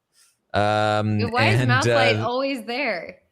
Look, they've hacked the system. Apparently. At the time, number 1 is Daryl. here at with just about 13 cents above second place. Went in on Turner, and I think probably the difference here is a little bit of Terence, a little bit of extra Terence in there for Daryl to make first place. I went in on Taylor. Last second decided to go in on Taylor. Looks like that. Wow, that did very well for me. Holy crap! Wow. I didn't. Okay. I am on the front page, number 56. Look at that. Moving up 100. How did that happen? A bunch of people made money. Anyway, goodbye on Taylor. Melissa, looks like you went in. You were on Kyle. Yeah, I think I had Amira or something, and then Amira left. So yeah, I forgot to sell. So really not doing all that great. Yeah, in on Kyle, down 439 places. But I would have bought Turner, and I would have gone. Would have been great. Maybe up. I don't know. Yeah, at least I wouldn't be where I am now. Would have been great. Pooya, what did you do? Let's take a look. Pooya was in on Monty and Terence. Oh, good. He's worse than me. That's fine. But still went down? I had the second best buy, and I went up money, and I went down 200 rankings. Wait, how did that happen? Wait, hold on. Did this glitch? How is this happening? Wasn't Monty a better buy than Taylor? Monty was the second highest, right? I think so. Yeah. I mean, I don't have a lot of money. I went down to 114, so it's been, I've had to go up more. Yeah, it says that. Oh yeah, if someone joins in today, they have 200, so they're still beating me. Oh no! Wait, so who had you have bought? Like where did you lose your week money? 1, I didn't buy. Week 2, I remembered with 4 minutes to go, and I bought Nicole and Amira. So that was great. So I went down to $114, and now I bought Monty and Terence. So yes. So basically, what happened here is that if you are not playing in the stock watch, you can go to realitystockwatch.com. Yes, right now you can go to realitystockwatch.com. Right now it might be slow, but if you're listening to this after the fact, or if you're looking at, you can sign up to play, and you will. As soon as you join, be beating Pooya and push him down $17 further down the leaderboard, because you will start with $200, and he is still working his way back up to neutral. Yeah, if not for the fact that I have badges from other seasons, I would have just dumped this and started a new account and just started fresh. But I'm intrigued because this actually is the first time I've lost money this early. Usually I'm like playing safe, 6% increase here, there. This is the first time where I've actively lost a horrific amount of money. So I'm intrigued to see what I can do with it. Maybe can I reverse it? Can I not? I can risk. I can do whatever I want now. It's like I have nothing to lose. Yeah, it must be very freeing. Yeah. There you go. Yeah, you can do whatever you want. Yeah. Well, there you go. That is that's the stock watch for this week. Congratulations to everyone that went in on Turner. Anyone that's and or moved up in the ratings. If you went in on Turner and you still are getting beat by people that are joining the stock watch, then I'm sorry for your loss. But here we go. That's what we have for the stock watch. Again, you can go to realitystockwatch.com if you want to play along. It's this just goes to show you, it is never too late to join the stock watch. You will always be beating somebody. And that somebody might be Pooya. 100%. Yeah. All right. Any final thoughts here this week that we should bring up, Melissa? Any final thoughts? I'm excited to see Nicole leave. If I'm being totally honest, her and Daniel, they are just so cocky. They need to be taken down a peg in terms of, they just think that they have the game on lock and they understand it all and that they're one step ahead of everyone. And then, so to get this situation where she's going to leave, I think it's going to be really great, honestly. So I'm excited to see that. And then I'm excited to see how the next week plays out. I want to see, I do kind of hope that the leftovers will stay together for at least maybe a couple more weeks just to get a couple more people out. I'm happy to lose Indy. I'm happy to lose Daniel. I'm happy to lose Jasmine. So, I'm totally happy if they want to just stay together until that point. And even after that, I'm fine if they want to then lose a few others. That's fine too. So normally I don't want the steamroll, but I am more than happy to have a steamroll this season if this is the kind of steamroll we're getting. So yeah, very much enjoying it. Excited to see what happens. All right, Pooya, any final thoughts?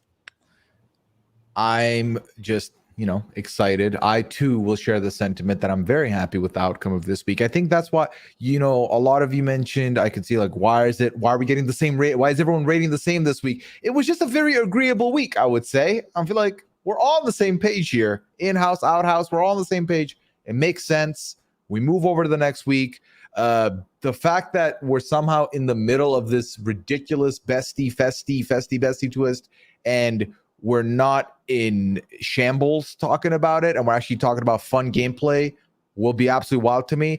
But again, I would like to echo that this is a product of the players in the game, not the twist you handed them. Please do not make the wrong do not get the wrong understanding based on what happened. But I'm excited, Taran. That's really all it is. I cannot wait to see what happens with the rest of the game to play out. And I hope the episodes this week are going to be juicy, because I think they will be.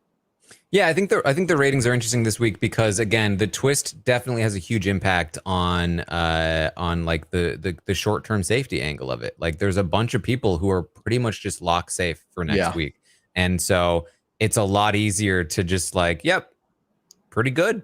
It's like a 7, yeah. I think that had a lot to do with this week's ratings. It'll definitely be interesting to see where we go next week when things are probably going to be a lot more shaky. So be prepared for that. But that is about what we have for you tonight. Thank you all so much for joining us. You can, of course, find me over on Twitch, twitch.tv/Taran Armstrong, hanging out, watching episodes, watching feeds with you all, reacting to what goes down. I will also be playing some games, playing Goose Duck, all the good stuff over there on Twitch. You can also find some Among Us videos that I've been dropping over on YouTube. You can find me on Twitter at Armstrong Taran. If you want to fill out this survey, it drops every week after the Tuesday morning update. And you can, of course, find me going live tomorrow morning, 11 a.m. Eastern, to update you on everything that happened and will happen tonight on the Big Brother 24 live feeds. There will also be a live for the patrons interview with Brenchel tomorrow morning at 9:30 a.m. Eastern. So early in the morning for the patrons. It will be released for the non-patrons later in the day. But if you're interested in hopping on early in the morning to watch it live, then it will be live there early at 9:30 a.m. Eastern. And then, of course, tomorrow night, I'll be live on Twitch watching the episode. We'll have a recap after the episode for you here on Rob as a Podcast, and we will continue going on here. Pooya, what have you got going on? Well, people can find me on Twitter at Pooyaism. They can find me on Twitch, twitch.tv/Pooya.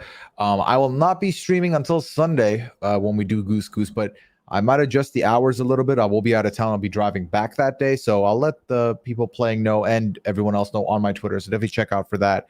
I did record 90 Day Fiance this week with Sasha. We had a good time talking about the first part of the finale, which is some of the weddings. Next week, we'll have the rest of the weddings. And then obviously we'll get to the tell-all when we get there. And yeah, that's all I've got for you this week. That's it. All right. And you can, of course, find Melissa at It's Melissa with 3 A's. Make sure you go and follow her there, where she will post a video of herself sucking on a pickle with sugar on it. And it will be very interesting It'll be very to creepy. see. And then she will finally be able to give firsthand judgment on what's happening with Jasmine. Finally. Taran, Yes. you had mentioned you wanted to look at the projections for Daniel after this. Ooh. Daniel gets -4 at 2, 5% at 3, 17 at 4. But if he gets a 5 next week, that's a 64% increase. Wow. Boy. Yeah, I mean, a lot has to go right for that to happen. Yeah, I but don't know. I'm not that desperate. I will lose to you if you join the stock watch, because I will not be betting my money there. So Someone should do I'm it. not there yet. I'm not in the trenches yet, but we'll see. All right. Well, thank you all so much for joining us here tonight. And we will see all of you